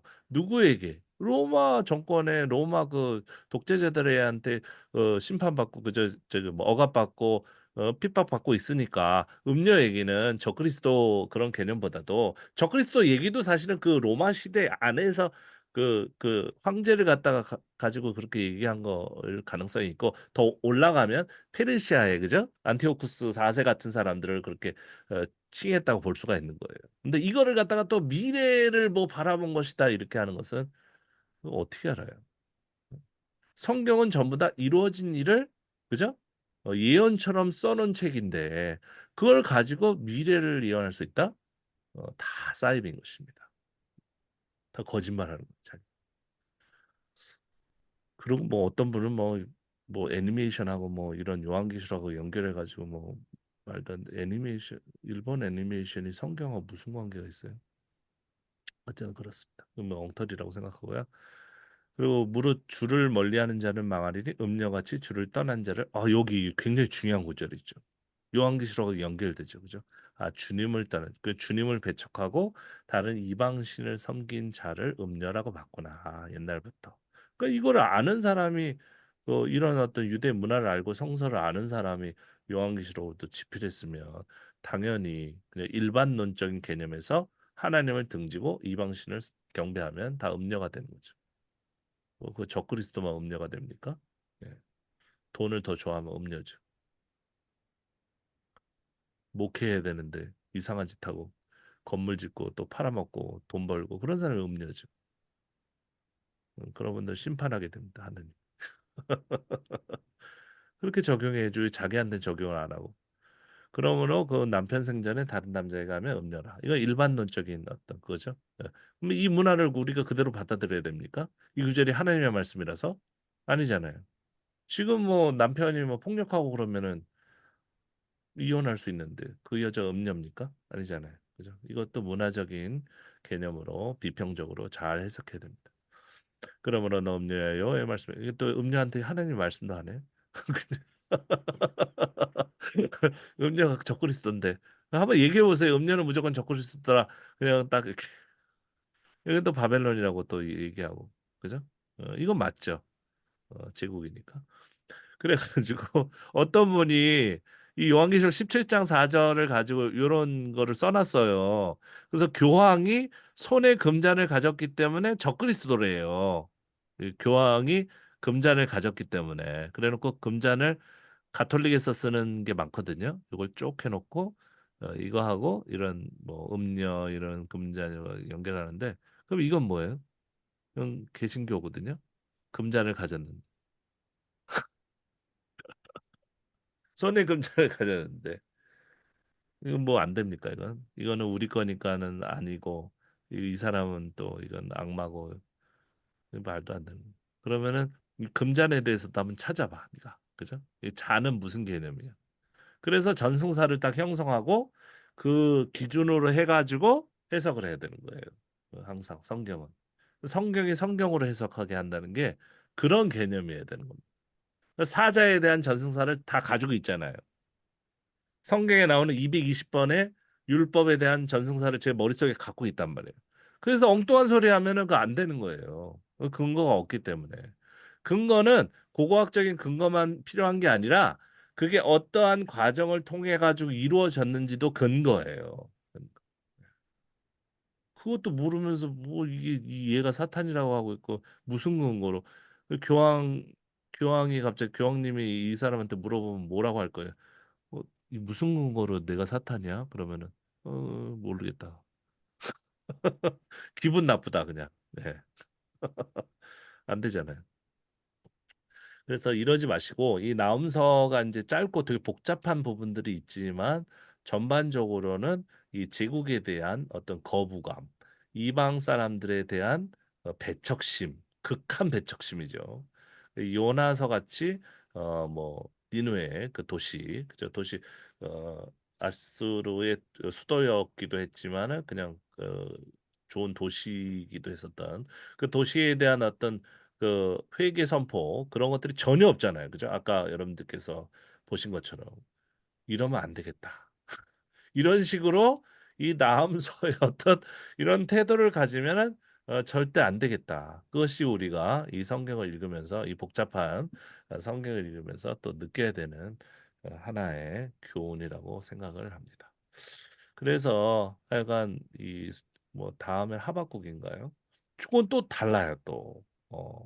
또 거기는 또 긍휼이 있어요. 그래서 이런 성경을 이제 나오게 한 그런 배경이 아무래도 아까 조금 나왔지만 제사장 집단이 아닐까. 그들은 오로지 뭐 예를 들어서 북사마리아에 있는 제단에 가면 안 되고 그다음에 여러 곳에 그대로 남아 있었던 산당을 뭐 여러 왕들이 다 없애버렸다고 하지만 여전히 남아 있어요. 지금도 있어요. 지금도 가면 그 유적이 있습니다. 없앴다고 하는 거는 그들의 이제 생각일 뿐이고 그 신을 다양한 신을 섬겼던 그 문화는 여전히 남아 있는데 그런 쪽으로 사람이 흩어져 버리면 큰일 나잖아요. 그러니까 오직 예루살렘, 오직 성전 안에서 오직 유일한 하나님만 섬겨야 되겠다라고 너무 이제 강요를 해야 됐던 이 사람들의 입장에서 모든 우리 빼고는 다 사탄, 우리 빼고는 다 이단 이런 식으로 우리 빼고는 다 그죠? 사이비 이런 식으로 선긋기를 했던 것은 아닌가. 그러다가 자기네들도 결국은 다 이제 망해가지고 뿔뿔이 흩어지고 나라를 갖다가 복구하려는 그런 꿈을 이루지 못했는데 그럴 바에야 좀 약간 열린 마인드로 다른 사람들하고 이웃하고 좀 잘 살았으면 어떨까. 결국은 뭐 그들도 포로고 우리도 포로고 그들도 이제 지배를 받는 사람이고 우리도 지배받는 사람이잖아요. 그러니까 동일한 사람들인데 뭐 그렇게 미워하고 배척을 했는가 그런 생각을 하게 되는 성경이었습니다. 이 정도로 제가 너무 빨리 다다다다 했는데 어, 자, 여러분들이 또 읽으시면서 느꼈던 부분들도 좀 나눠 주시면 좋을 것 같습니다. 자, 오늘은 예, 우리 하정원 선생님부터 오늘 왜 바쁘셨어요? 말씀해 보세요. 아, 건물 좀 잠금 장치가 네, 서로 같이 써야 되는데 네, 저, 서로 이해가 안 되는 거죠. 음. 나는 이렇게 하는데 다른 분들은 이렇게 하더라. 주의를 줬으면 좋겠다. 아, 그런 우리 하, 식이 좀 우리 하정원 다들 선생님이 중간 역할을 하십니까? 모르겠어요.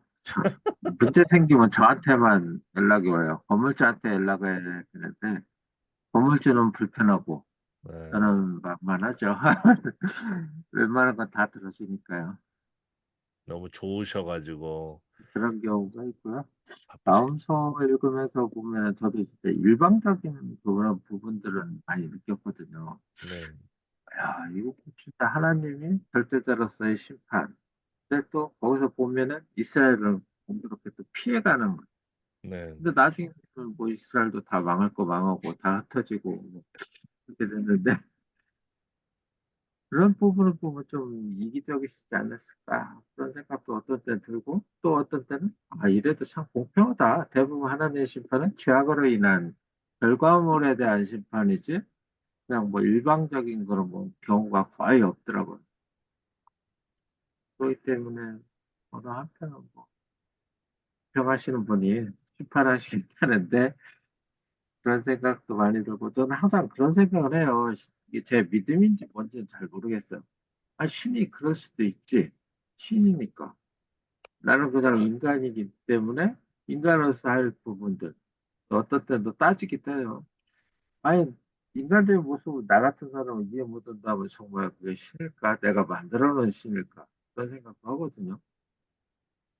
그래서 좀 왔다 갔다 하긴 하지만 그래도 뭐 인간적인 모습이 존재해야 되고 뭐 실수할 때도 많고 또 한편으로는 또 뭐 의지해야 될 부분도 많고 그리고 또 어떤 땐 사람도 사람에게 도움을 줄 수도 있지만 또 도움을 구할 때도 있고 나이가 들어서 그런지 잘 모르지만 요즘은 그런 생각이 많이 나더라고요. 아, 여태 무엇을 위해서 살았지? 20대 뭐 잘못했나? 이상한 데 갔나? 30대는 어떻게 보냈나? 40대는 어떻게 보냈나? 50대는 어떻게 보냈나? 막 이런 거 생각하니까 싸우기도 하고 아쉬움은 있더라고. 아, 그때로 돌아갔으면 내가 이렇게 살았을까?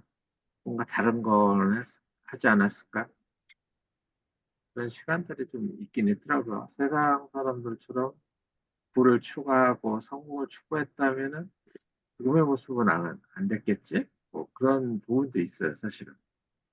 사람들은 뭐 그냥 여유로우니까 뭐 자기가 뭔가 이런 것처럼 하는데 또 교회 나와서는 또 그런 모습은 또 없어요. 그래서 겸손한 척, 뭘 위하는 척 하는데 바깥에서는 전혀 안 그러고 무시하고 뭐 그런 부분도 교회가 하나의 뭐 된 것처럼. 근데 이제 책을 읽으면서 성경책은 그런 것 같아요. 하나님은 이해도 하시지만 어떤 때는 일방적이시기도 하다. 그래서 하나님은 신이시구나. 사람과 같지 않구나. 그런 부분들. 마음속에서 특히 많이 느꼈던 것 같아요. 김 목사님이 쓰셔준 거 저도 막 그거 보고 정리가 안 됐는데 그걸 보는 순간에 어느 정도 또 정리가 되더라. 아, 이런 모습이 있었지. 해가면서 저는 나움서를 하루에 한 번씩 읽었었거든요. 7번 읽다가 그거 갖고 안 돼서 하루에 3번 읽어야 뭔가 되겠지. 근데 자꾸 사실 생각하는 게 단순하고 또 뭐 네이버에 나온 거 다 찾아봤지만 거의 비슷하고 그냥 내가 알지 못하는 거 많이 써줘서 감사하긴 한데 이거 같지는 않은 것 같은 그런 느낌. 그래서 질문과 같지 않는 질문을 한다고 썼거든요. 아니 뭐 저희 가치가 있는 질문이었고 약간 복잡해요. 이게 아주 그 핀셋으로 이게 떼어가지고 다 구분을 해야 되는데 저도 이제 전체 나음서에 대한 그 해석은 써보지는 않았기 때문에 그냥 놔둔 것인데 그 사람들이 그 어렵기 때문에 그렇고 그다음에 메시지가 좀 강하기 때문에 현대에서는 잘 설교도 안 하고 그러다 보니까 그냥 방치돼 있는 성경 중에 하나인 것 같아요. 네. 그러니까 하나님은 이상입니다. 인간이라는 렌즈를 통해서 나타나시는 것 같아요. 그러니까 하나님이 막 그렇죠. 이랬다 저랬다 한 게 아니라 하나님은 너무 위대하신 분이기 때문에 우리가 한 번에 다 인식을 할 수가 없으신 분 같아요. 그런데 우리 사회나 우리 인간이 뭔가 끝까지 가고 갈 때까지 가면은 우리를 통해서 아주 진노하는 분으로 나타나고 보이고, 그리고 우리가 조금 화해롭고 평화롭고 서로 보듬어 주면은 굉장히 좋은 분으로 나타나게 되는 것 같고, 그래서 그 신론을 좀 다시 써야 될 것 같아요. 네. 그러니까 하나님 중심으로 해가지고 하나님부터 그 설명을 하다 보면은 하나님을 규정하게 되는 죄를 짓는 것 같거든요. 저도 이제 조직 신학 쪽에도 관심이 많았었기 때문에 하나님을 어떻게 이제 좀 정리해 보려고 했는데, 그런 것보다는 하나님은 더 크신 분이고 더 다양하신 분이고 놀라운 분인데, 인간의 사회가 정말 타락하고 정의가 없고 그러면 엄청나게 무서운 분으로 나타나는 것이고, 그게 그 시대가 불러들이는 거죠. 그런 하나님의 모습을. 그리고 우리가 그래도 조금은 한 명이라도, 열 명이라도 조금 심판받지 말아야 되는 사람이 남아 있으면, 그 소망 때문에, 그 조금의 인간성 때문에 그래도 하나님이 우리를 좀 용서해 주시고 좀 참아 주시는 분으로 설명이 돼서 나오는 것 같습니다. 그러니까 이제 우리 하정원 선생님께서 그다 하나님이 심판이 필요하다라고 생각하시면은 하정원 선생님 주변이나 삶에 좀 못된 사람이 있는 거지.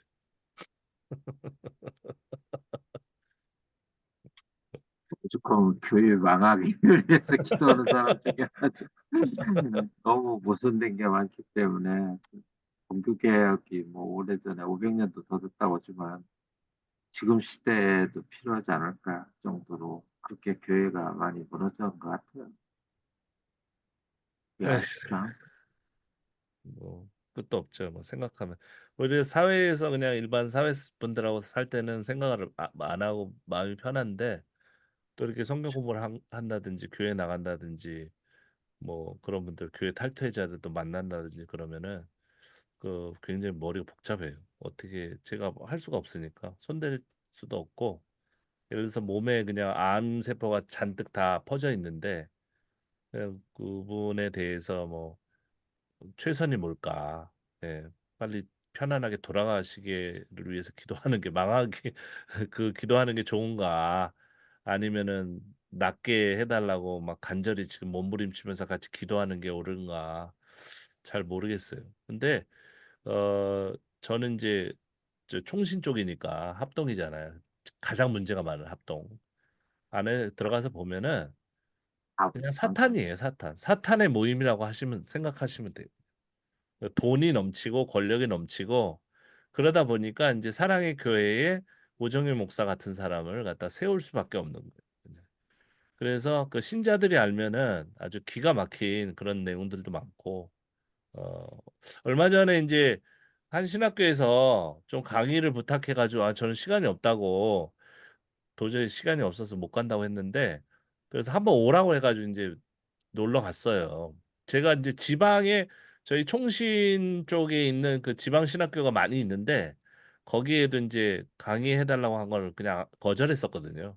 근데 또 아름아름 해가지고 또 연락이 왔길래 한번 갔는데, 얘기를 듣잖아요. 거기 가면 노예 얘기 뭐 이런 얘기를 듣잖아요. 그런데 뭐 하나도 안 바뀌고 더 심해졌더라고요. 겉은 더 이제 수식하고 안 그런 것처럼 하는데 안에는 이게 이제 같이 나눠 먹을 수 있는 파이가 줄어들었어요. 신자들이 줄어들고 돈이 줄어들었단 말이에요. 그러니까 그거를 더 차지하려고 그냥 무슨 악마처럼 좀비처럼 막 뜯어 먹는 거예요, 서로. 예. 그래서 나는 다시는 이제 신학교에서 강의 못 할 것 같다. 그런 생각이 확 들더라고요. 나오면서 제가 연락 드리겠다고 했는데 어려울 것 같아요. 나는 지금 너무 편안한데 지금 또 거기 굴속에 들어가가지고 그 사람들하고 또 부대껴야 되면은 어떻게 살아요? 예, 힘들지. 교회 나가는 것도 지금 스트레스 받는데 진짜. 스트레스 받는 게 교회밖에 없어요, 저는요. 다른 데서 스트레스 잘 안 받는. 그러니까요. 저 스트레스 받을 일이 하나도 없어. 너무 해피해요, 요즘. 학교는 학교, 일하는 직장은 직장, 사람들이 얼마나 좋은지 그냥 너무 좋아요. 물론 그 사람들 성격이 뭐 온순하고 그렇다는 얘기가 아니라 솔직해요, 그 사람들은. 그러면 싫으면 싫다, 좋으면 좋다. 그리고 정리할 건 정리하고 또 이렇게 나가는데 이거 교회는 막 그런 생각하면 막 머리가 지끈지끈거려요. 막. 한 예로 제가 이제 몇몇 교회 나가서 설교를 했었어요. 몇 주 동안. 그래가지고 이제 지금 나갔던 교회에 제가 출석을 못 했잖아요. 그랬더니 그냥 그 어린 담임 목사가 그 여 전도사님 시켜가지고 알아보라고. 왜 안 나오냐? 이게 나올 때는 또 왜 나와 자주 나오냐고 막 그런 얘기가 저한테 들리거든요. 저도 이제 나름대로 인망이 있으니까 인력 그 네트워크가 있으니까 그래서 나오는 것 가지고 뭐라고 그러네. 그러면 나가지 말까 이랬는데 그게 신경 쓰이는 거예요.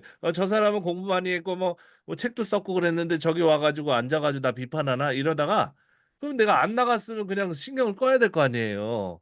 근데 왜 안 나오지? 네. 그래가지고 그 여전도사님이 계속 저희 와이프한테 전화를 했다는 거예요. 그냥 송 목사님 왜 요새 안 보이냐고. 그래서 그렇다고 그분들이 뭐 나한테 밥 한 끼를 사줬어. 뭐 설교 한 번을 시켰어. 뭐 저기 원로 목사님만 설교 한 번 시키고. 그렇다니까요. 뭐 하는 목회를 하는 것인지 무슨 쓸데없는 생각에 사로잡혀 가지고 하루 종일 누굴 미워하는 것인지 알 수가 없어요. 네. 설교는 진짜 개떡 같더라고요. 준비를 하나도 안 했는지. 뭐 성경을 하나도 연구를 안 하고 무슨 고등학교 20년 전에 제가 그 고등학교 전도사 맡아가지고 그거 할 때 하던 레퍼토리 똑같은 거 하고 뭐 하다가 안 되면은 울고 다 일어나라고 손 들고 일어나라고 해가지고 통성기도 시키고 뭐 아주 멋진 그냥 그럴듯한 복음서가 하나 부르고 그냥 그렇더라고요. 거의 비슷하네요. 네, 다 그러니까 비슷해요. 하나도 다르지 않습니다. 예. 그래놓고 뒤로는 다 돈 챙기고 뭐 차 바꿨다고 막 자랑하고 있고 뭐 그런데 왜 나보러 자꾸 나오라고 그래. 난 나오면 보면 비판만 하는데 예. 없어지는 게 좋죠 차라리. 예. 제가 책도 선물했어요 제 거를 보시라. 나는 봐도 욕해도 상관없다. 나 잃을 게 없기 때문에 그랬더니 안 읽었어. 또 책도 안 봐요. 맨날 바쁘대. 아이고 참.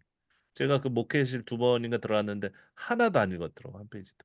그러니까 가짜라서 안 읽은 것인지 아니면 뭐 무슨 이유를 안 읽었는지 모르겠어요. 근데 공부를 하셔야 될 것 같은데 많이 이것저것 그랬습니다. 네.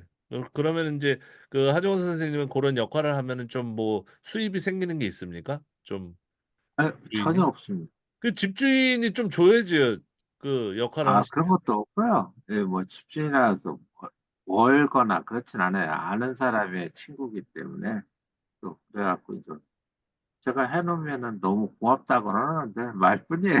사실 요즘에 공사 많이 했거든요. 제 스스로 뭐 번호키도 분하셔가지고. 달고 뭐 파이프 연결도 하고 쓸고 막 그라인더로 갈고 너무 피곤하고 막 그런데도 사람들이 좋아하니까 잘됐나 보다 이러는데 그냥 그래요. 사람들은 좋아라 하는데 편리해지니까 문제를 해결해야 돼. 그런데 저도 뭐 그냥 그게 더 나은 것 같아. 교회 가서는 죽어라 봉사를 하는데도 들려오는 소리는 계속 하실 거죠. 할 사람이 없는데 그런 얘기하라고 불안한 거죠, 수고했다는 얘기 불안한. 없어요. 끊길까 봐. 네. 이건 저도 뭐 비슷한 과긴 한데 저도 얘기를 못 하고 그냥 제가 그냥 수고하고 그런 스타일인데 뭐 옆에 그런 반대되는 역할을 하는 사람 필요하더라고요. 제 와이프는 좀 반대거든요. 그래서 불합리한 일 보면은 막 가서 싸우는 사람이에요. 그래서 그 덕택을 좀 보고 있는데 하정원 선생님도 좀 그런 역할을 하는 사람이 옆에 있어야 돼요. 네. 클라죠. 저는 그러면 또 누군가 주동자가 있으면 또 쓰는 사람이라 그러니까. 내가 알겠습니다. 우리 뭘 김성환 알겠습니다. 선생님도 또 이렇게 읽으시면서 느낀 바 있으시면 좀 나눠주십시오. 네. 어, 읽으면서 느낀 바는 잘 모르겠고요. 그 시대를 잘 짚어내신 것 같아요. 그거 저기 웬만한 주석책에 안 나오는 건데. 네. 아, 그 성모 목사님 주석이. 그거 저기 집밥 바이블은 솔직히 그 주해책이라고 보기가 좀 그래요. 그냥 그때 그거를 쓸 때는 좀 두려움이 많았어요. 그래가지고 이게 너무 이게 비평적으로만 너무 깊이 노골적으로 하면 욕먹을 것 같다. 그거를 이제 거의 초본을 갖다 초고죠. 초고를 쓸 때만 해도 많이 신경을 썼습니다. 이쪽 제가 몸담아 있는 교단 이런 것들을 그래가지고 좀 그냥 맛보기만 이렇게 돼 있는 건데 이제 앞으로는 열심히 써야죠. 근데 자꾸 쓰기가 싫어요. 왜냐면 뭐 써서 뭐 하나 읽는 사람도 없는데 그냥 나는 지금 해피하고 편안한데 그냥 이 인생을 누리는 자체가 좋은데 막 이런 생각이 자꾸 들어가지고 큰일이에요, 큰일. 네, 어쨌든 그렇습니다. 네, 말을 끊어서 죄송합니다. 아닙니다, 아닙니다. 그 이번 주 지난주에 저희 독일에서 친구 선교사 부부가 그러니까 목사 부부죠. 목사 부부인데 이제 선교지에 네, 있으니까 선교사라고 보는데 그 부부가 이제 방문을 왔어요. 방문을 왔는데 네, 그러고 보니까 3년 전부터 그거를 올려고 3년 전부터 적금을 들어놨더라고요. 그래요. 대단한 게 이제 독일에서 이제 그 되게 조그만 집에서 제일 저렴한 베를린에 살고 사시거든요. 네, 아마 아실 수도 있을 예, 텐데 예. 베를린 제일 그 저렴한 그쪽인데 집세가 200만 원이고 그 최대한 아껴도 한 300만 원 이제 그 정도. 아이도 한 달에 있으시고요, 500만 아이도. 원. 아이가 셋이에요. 어, 이제 다 네. 중학생 들어가고 그 그러는데 보조금은 좀 나올 텐데 아이에 대한 보조금. 네, 그래요. 근데 예. 이제 그런 상황에서 알고 보니까 이렇게 많은 금액은 아닐지라도 한 11명의 선교사를 후원하고 있더라고요. 그래서 이게 뭔가 할렐루야. 저한테는 그거지. 와가지고 저는 이제 현지인을 대상으로 이제 선교 사역을 하고 있으니까 선교사의 삶에 대해서 보고 싶다 그러는데 예, 근데 이미 뭐 3년 전부터 적금 들었어. 한 달에 최소 비용이 500만 원씩 지출하는 그렇게 살아가는 그런 선교사 그런 목사 가정이 그 11명의 선교사를 후원하고 있는 그분들한테 내가 무슨 뭘 보여줄 수 있을까 뭐 이런 생각이 들더라고. 아, 진짜 대단하다. 근데 또 거기서 끝이는 게 아니라 내년이나 내후년에 이제 자기 독일에서 이제 한인 유학생들 중심으로 그 제자 양육 성경 공부 가르치는 제자들 위주로 이제 한인 교회 하시는데 네, 그 교인들을 데리고 내년이나 내후년에 전도여행도 오고 싶다고 이제 그렇게 하시는데 네. 이게 내가 무슨 선교사의 삶을 보여줄 게 있을지 후원을 잘 모르겠어요. 받으시나 봐요. 그분은 후원금을 잘 펀드라이징 잘 하시나 봐요. 네, 그래. 그런 걸 구체적으로 물어보진 않았는데 네, 뭐 어쨌거나 저쨌거나 그렇게 산다는 것 자체가 근데 이제 그러면서 이제 같이 식사를 하면서 되게 의미심장한 얘기를 했는데 그러니까 제가 이제 서울대학사역 출신인데 네, 지금 이제 한창 이제 그 뜨거웠다가 이제 좀 한동안 또 계속 가라앉고 뭐 사무실 회계 사건 그 터지고 그러면서 이제 음, 엄청 그 침체됐는데 근데 이제 서울대학사역 출신으로 이제 선교하고 있는 선교사가 그렇게 많지 않다는 거예요. 네, 저 위에 이제 위에 선배들을 제외하고는 저희 나이 또래에 이렇게 선교를 하고 있는 그런 선교사가 그렇게 많지 않다 그러더라고요. 그 이유가 뭐죠? 글쎄요. 대학교 분위기 때문에 그런 건가요? 사역이 잘 이루어지지 않아서 그런 건가요? 그러니까 좀 아니면 저희 학생 때만 하더라도 굉장히 뜨거웠고 굉장히 열정도 많았고 그런데 이제 지금 떠오르는 생각은 그거 자체는 좋은데 열, 열정 많고 뜨거운 건 좋은데 그만큼 우리가 학생으로서의 삶에 좀 그 본분에 어떤 좀 충실했을까? 만약에 그렇다고 한다면 신앙과 어떤 실력, 전문성 이런 것이 계속 어, 뒷받침이 되면 계속 처음만 뜨거웠던 게 아니라 그 열정이 계속해서 잘 이어질 수 있지 않을까 싶은데 네. 좀 그런 부분에서 우리가 좀 그게 약점이 되어서 이제 발목을 잡고 있는 건 아닌가 뭐 이런 생각이 좀 들기도 하는데요. 그 어쨌든 그건 제가 이 모임은 아닌데 이제 그 교회 다니다가 안 다니는 대학생들하고 많이 접촉하잖아요. 그런데 그 제가 고등학교 때, 대학교 때하고 다른 세계들이더라고요.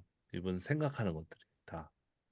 그리고 음, 지금 이제 홍대께서 뭐 뭐 굳은 일도 해드리고 뭐 뭐 시킨 것도 아닌데 하고 조교처럼 일하고 그다음에 막 통역도 해주고 그러면서 그 젊은 사람들을 많이 만나잖아요. 그럼 제가 목사인 걸 안단 말이에요. 이미 제가 알렸기 때문에. 그래서 와가지고 얘기를 해요, 많이. 예, 얘기를 하는데 역시 그 전체적인 그 하나의 뭐 예수전도단이든 뭐 CCC든 뭐 하나의 단체가 문제가 아니고 이 전체 그 개신교의 문제로 생각을 해요, 그 사람들은.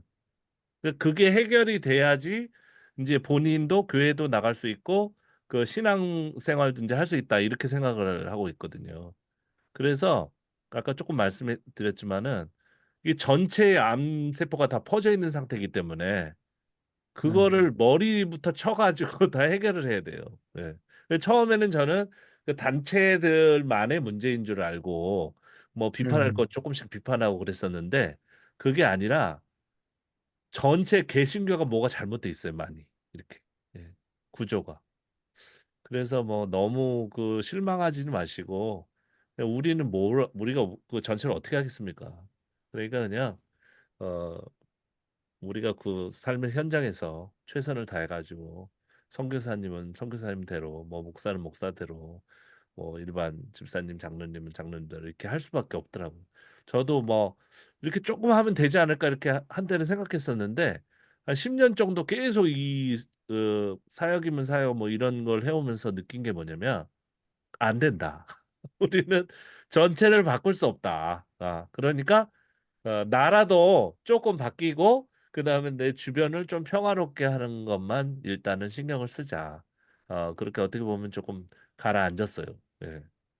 그러니까 뭐 다른 뭐 독일 선교사가 어떻게 하든지 간에 그거를 이제 신경 쓰시기보다는 그 우리 선생님께서 이제 맡은 바대로 이 성경을 새롭게 해석하고 그 양심 따라 그 기준 따라 가치관 따라서 조금씩 살아가는 것만이 방법인 것 같습니다. 네, 그리 감사합니다. 그리고 이제 사실 이제 진짜 질문이 하나 있긴 한데 그 지난주에 그 공유해 주신 그 블로그에 들어가서 이제 글을 좀 봤는데 네, 그 이제 아까도 하셨지만 이제 유어 살해 사건이 이제 예수님이랑 직접적인 연관이 될 만한 근거가 없다. 네, 그런데 이제 그것만 한 게 아니라 그 블로거의 글을 보니까 예수님의 그 동정녀 탄생에 대해서 음, 또 이렇게 또 쓰셨더라고요. 그래서 제가 예, 이제 어느 정도 이제 예상은 했는데 드디어 네, 진짜 여기가 맞닥뜨릴 건 맞닥뜨렸구나. 이제 이 동정녀 탄생 같은 경우는 네, 이제 사실은 이제 교리적으로 본다면 구원론이랑 너무 밀접하게 연관이 돼 있어서 네, 동정녀 탄생 이게 부정이 되면 그 예수님의 신성을 부정하는 게 되기 때문에 우리의 구원 네. 자체도 성립이 될 수 없다. 이제 사실 이런 논리로 가잖아요. 교리가 그렇게 아, 말하죠. 네, 네. 음. 야, 이거는 또, 야, 근데 왜 안 믿으십니까? 원래 안 뭐야? 믿으십니까? 저는 믿는데. 네. 동정녀 탄생이요? 예? 동정녀 탄생이요? 전 믿는데. 뭐 그게批评하시는데 이제 그거 어떻게 믿으세요? 저는 저는 그것이 이제 민감한 부분이라서 다른 사람들이 제 얘기를 갖다 오해할 수 있는 소지가 많은데 한 번인가 두 번인가는 페이스북에 썼다가 이제 개인 보기로 바꾼 부분도 있어요. 그런데 그게 뭐냐면 이게 이제 정말로 그게 뭐 예를 들어서 성행위를 통하지 않고 그 태어나는 게 가능하냐 안 가능하냐 이게 과학적인 접근이거든요. 그런 그, 거는 그렇게 하면은 답이 안 나와요. 그러면 신앙이 파괴될 수가 있어요, 잘못하면. 근데 우리가 지금 계속해서 그 공부하는 태도는 뭡니까? 과학적으로 접근하면은 성경이 거짓말이잖아요, 전부 다. 왜냐면 말이 안 맞고 뭐 여기저기서 갖고 와가지고 짜깁기를 한 그 글일 뿐이기 때문에 가치가 완전히 다운되잖아요. 그렇게 보지 말고 그거의 핵심 그 뿌리로 들어가면 음, 믿을 수 있는 부분들이 핵심적인 부분들이 우리가 양보할 수 없는 부분들이 몇 개가 남아요. 저는 예수님이 하나님이라고 믿습니다. 저는. 음. 그게 이제 증명을 하려면 이제 우리가 이제 뭐 일부분은 제가 증명을 했지만 자기의 생명을 포기하는데 그죠? 예. 다른 사람을 위해 가지고 포기한 그런 모습들 있잖아요. 저는 그 뒤에 하나님의 능력이 없이는 그걸 할 수 없다고 생각해요. 순수하게. 전쟁에서 자기 친구를 위해 가지고 대신 죽는 사람도 있을 수 있어요. 그런데 그 핵심적인 가치의 핵심 중에 핵심의 핵심은 저는 그 하나님의 희생이라고 생각해요. 예수님의 희생이라고 생각하고. 예. 그거는 이제 물러서면은 이제 개신교 신앙이 없어져 버리는 거예요. 그거는. 예. 그래서 그거는 양보를 할 수 없지만 저는 그게 가능합니까? 가능하지 않습니까? 그러면 불가능합니다라고 얘기해요. 과학적으로는 불가능해요. 하지만 저희는 예수님이 하나님이시고 또 하나님의 신성을 가졌다고 믿기 때문에 그런 전제에서는 불가능한 일이 없다고 생각합니다. 까지만 저는 말을 합니다. 예. 과학적으로 증명돼요? 안 돼요. 어. 하지만 저희는 그것을 믿습니다. 이거 굉장히 중요한 거예요. 예. 그것까지 이제 해체해 버리면 어떻게 되냐면 이제 제 친구들 중에서 저 산속으로 가요. 자기주의 너무 아니 그건 안 된단 말이에요. 그거는. 그러면 저는 목사도 아니에요. 그냥 아무것도 아닌 그게 되기 때문에. 하지만 말할 때 그 설명하는 방법은 굉장히 중요한 거. 비평학에서는 그 서술 방법이 굉장히 중요한 거예요. 예수님이 신성을 가지고 있다는 것을 우리가 믿기 때문에 그것과 연결된 개념으로서 그분은 필요한 개념이어야만 되는 거잖아요. 그죠? 그렇잖아요. 하나님 신이면. 네. 그러니까 거기까지. 그러니까 동성연애자에 대해서도 접근하는 방법도 똑같잖아요. 그죠? 이 사람들이 죄인이냐 아니냐 이렇게 다그치고 묻는 사람들이 있잖아요. 그러면은 유보하고 하나님은 누구든 공평하게 대하신다고 생각합니다. 그러면 계속 얘기할 수밖에 없어요, 우리는. 저는 불신자가 아닙니다. 이것에 대해서 많은 친구들이 아쉬워하죠. 야, 그걸 포기해야지 되는 거야, 임마. 그러면서 하지만 저는 굉장히 보수적이죠. 그런 것에 대해서는. 네. 그거는 아니잖아요. 그건. 네. 그러면 어떻게 해가지고 어떤 과정으로 이게 태어났다는 거야? 그럼 난 몰라. 나는 과학적인 그 방법 몰라. 그건 관심이 없어. 그건 불가능하겠지, 그쪽으로. 하지만 잘 들어봐. 그래서 예수님을 이런 그 자기 희생의 어떤 그 최고봉으로서 나타나셨기 때문에 하나님의 희생의 핵심으로 봐. 그래서 그런 의미에서 예수님은 하나님이어야 돼. 만약에 하나님이 아니시면 하나님이 나쁜 하나님이 돼. 왜냐면 예수님 자기 아들을 갖다 너 죽어 해놓고 자기는 위에서 이렇게 쳐다보고 있었다는 거잖아. 그래서 그런 의미에서 삼위일체도 성립이 돼. 그 뭐를 얘기하려고 해 친구들이. 그럼 조용히 있어. 잠깐 들어. 그래서 그 예수님이 구세주여야 되기 때문에 순수하신 분이어야 돼. 그렇다면 어떤 사람은 일반적인 인간의 생식을 거치지 않고 그죠? 태어났다라고도 생각할 수 있겠지. 그러면 신앙적인 영역에서 그런 내러티브가 성립할 수 있겠구나라고 이해를 해요. 그럼 우리는 신앙인이잖아요, 신앙인. 우리는 과학자가 아니고. 네. 그러면 그게 가능한 거야? 나는 가능해. 내 세계에서는 그게 충분히 가능하고 성립이 가능해. 그죠? 네가 믿든지 안 믿든지는 너의 자유야. 어? 넌 과학적으로만 시작해서 과학적으로 끝나서 안 믿을 수도 있어. 그렇지만 나는 내가 믿는 그 핵심적인 부분이니까 그거는 양보를 할 수가 없어. 그거를 갖다가 부정하게 되면은 기독교 신앙이 해체가 되니까. 네. 이렇게 말해. 안 믿으십니까? 그래서 그 설명이 그 과학적으로 설명하는 거는 우리가 약하다니까요. 그거 저기 그건 불가능해요.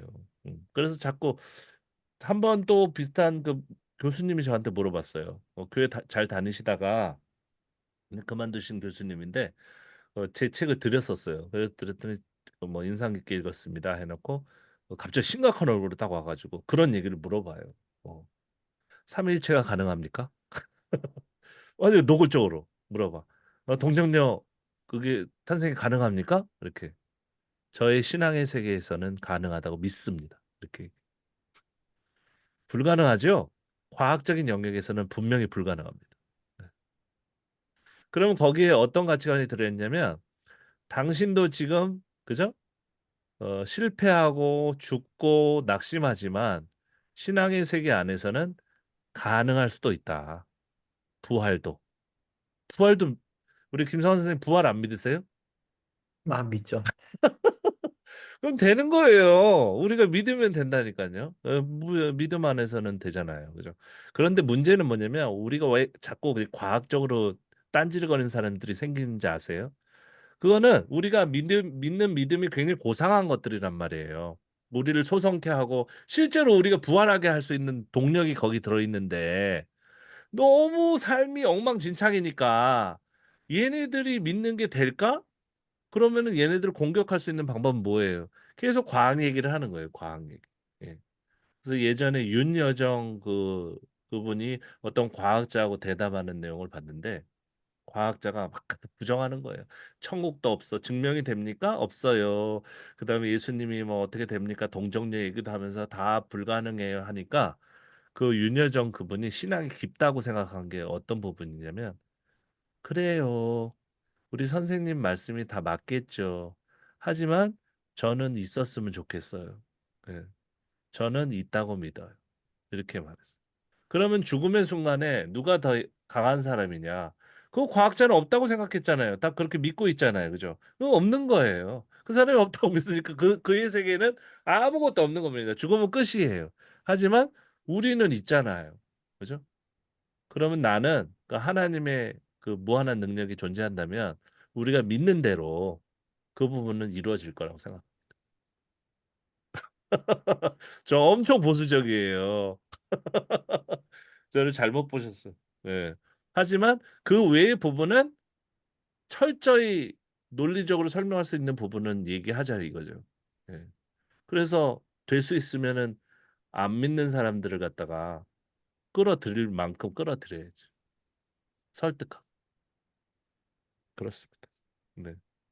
근데 이제 실망하 예. 음, 실망하실 그냥 좀 수가 어쩔 수 없어요. 고민을 좀 한 주 동안 그거 블로그 글을 읽으면서 좀 고민을 좀 해봤는데 왜 그건 왜 읽으셨어요? 제가 저기 추천한 것만 읽어야지. 근데 이제 아까 이제 아, 그러니까 이제 성경이 사실은 이제 과학적인 어떤 그런 과학적인 어떤 논리나 어떤 가설을 증명하기 위해서 이제 쓰여진 책이 아니라 이제 요한복음 20장 31절 말씀처럼 이제 예수님에 대해서 증언하기 위해서 쓰여진 책이라고 책이고 그런데 이제 그래서 사실은 이제 무슨 생각이 드냐면 여호수아서에서도 사실은 이제 그 땅에 전쟁이 그쳤더라라고 여러 번 반복돼서 나오지만 사실 뒤에 보면 정복하지 않은 땅도 많고 치러야 될 전쟁도 굉장히 많거든요. 네. 그런데 이제 왜 그 구절에서 그 장에서 그 단락에서 왜 그렇게 얘기했을까? 그것은 진짜 어떤 어떤 영적인 세계에서 혹은 영적인 메시지를 전하기 위해서 쓰여진 책이기 때문에 음, 좀 그렇게 좀 해석을 하는 건 어떨까 이제 이런 생각도 좀 해보면서 근데 사실 이렇게 이런 공부를 시작하지 않았다면 이제 아까 이제 좀 조심스럽긴 하지만 그 부분에 대해서 조금 더 공부하고 비평적으로 들여다보고 연구해보고 이게 정말 진짜 그런 건가? 실제로는 진짜 어떤 건가? 요런 거를 고민 안 했을 것 같아요. 그냥 이제 예수님 동정녀 탄생해서 하셨으니까 그냥 교리적으로 믿고 거기서 끝내는 쪽으로. 그런데 이제 이런 것들을 이제 접하면서 실제적인 역사적 근거는 어떤 것이고 이런 것들을 한번 진짜 좀 공부를 좀 제대로 한번 해봐야겠다. 이런 생각이 좀 드는 것 같아요. 그러니까 이게 이제 단순하게 그 비평적 성서 해석 방법만 배우는 게 아니라 저도 공부하면서 느꼈는데 그 다 똑같은 그 신앙적인 요소를 가지고 있는데 이걸 다 재배치해야 됩니다. 안 그러면은 또 혼란이 올 수가 있어요. 그러니까 지금 말씀하신 것처럼 그냥 믿는 게 아니고 이걸 내가 왜 믿는지를 다 정리해야 돼요. 왜 믿게 됐는지. 그러니까 제가 아까 잠깐 설명했지만 그러니까 예수님의 어떤 그 가치를 신뢰함으로써 시작된 거죠. 그러니까 그 가치는 성서를 갖다 비평하면서 다 찾아낸 거거든요. 그러니까 예수님은 하나님의 아들일 수밖에 없다. 그런 결론을 제가 나름대로 내린 것이고, 뭐 하나님의 아들이면 뭐 안 되는 게 어디 있어요. 그러나 합리적으로 설명할 수 있는 분은 최대한 그 부분을 설명을 하자. 네. 그것까지 그냥 영적으로 다 이렇게 뭉개면 안 되고 최대한 그래서 제가 어떤 학생이 그러더라고요. 선생님은 몇 퍼센트 보수주의예요? 이렇게 물어보더라고요. 내가 생각할 때는 한 20% 되는 것 같아. 20%. 20%는 내가 가지고 있는 게 있고 나머지는 설명하자. 그러니까 무조건 다 100% 그거를 영적으로 해석하려고 하는 거는 좀 게으른 그런 태도인 것 같아요. 저는 성서 비평을 하는 보수주의자다. 그렇게 소개를 합니다. 하여간 우리 그 다들 일주일 동안 또 피곤하게 사셨을 것 같은데 휴가는 안 가십니까? 하정원 선생님 휴가? 여름 휴가 같은 거요. 쉬고 싶을 때 쉬는 거죠. 뭐 이렇게 일주일 뭐 며칠 잡아서는 안 가시고요. 네. 신지나 뭐 이런 분들하고 또 만나가지고 어디 놀러 가고. 그냥 뭐 광복절 날은 누나가 오라 해서 얼굴 좀 보자고 해서 수원에 한번 갔다 오려고 생각하고 있어요. 아, 그러시구나. 다녀오시고 우리 김성원 선생님은 거기 안에서 또 어디 휴가 뭐 물가나 안 가십니까? 어, 그 자체가 그, 지금 여행이라서. 예. 네. 한 10월 10월인가? 한번 라오스 국경 쪽에 그 라오스 비엔티안? 네. 네. 거기 한번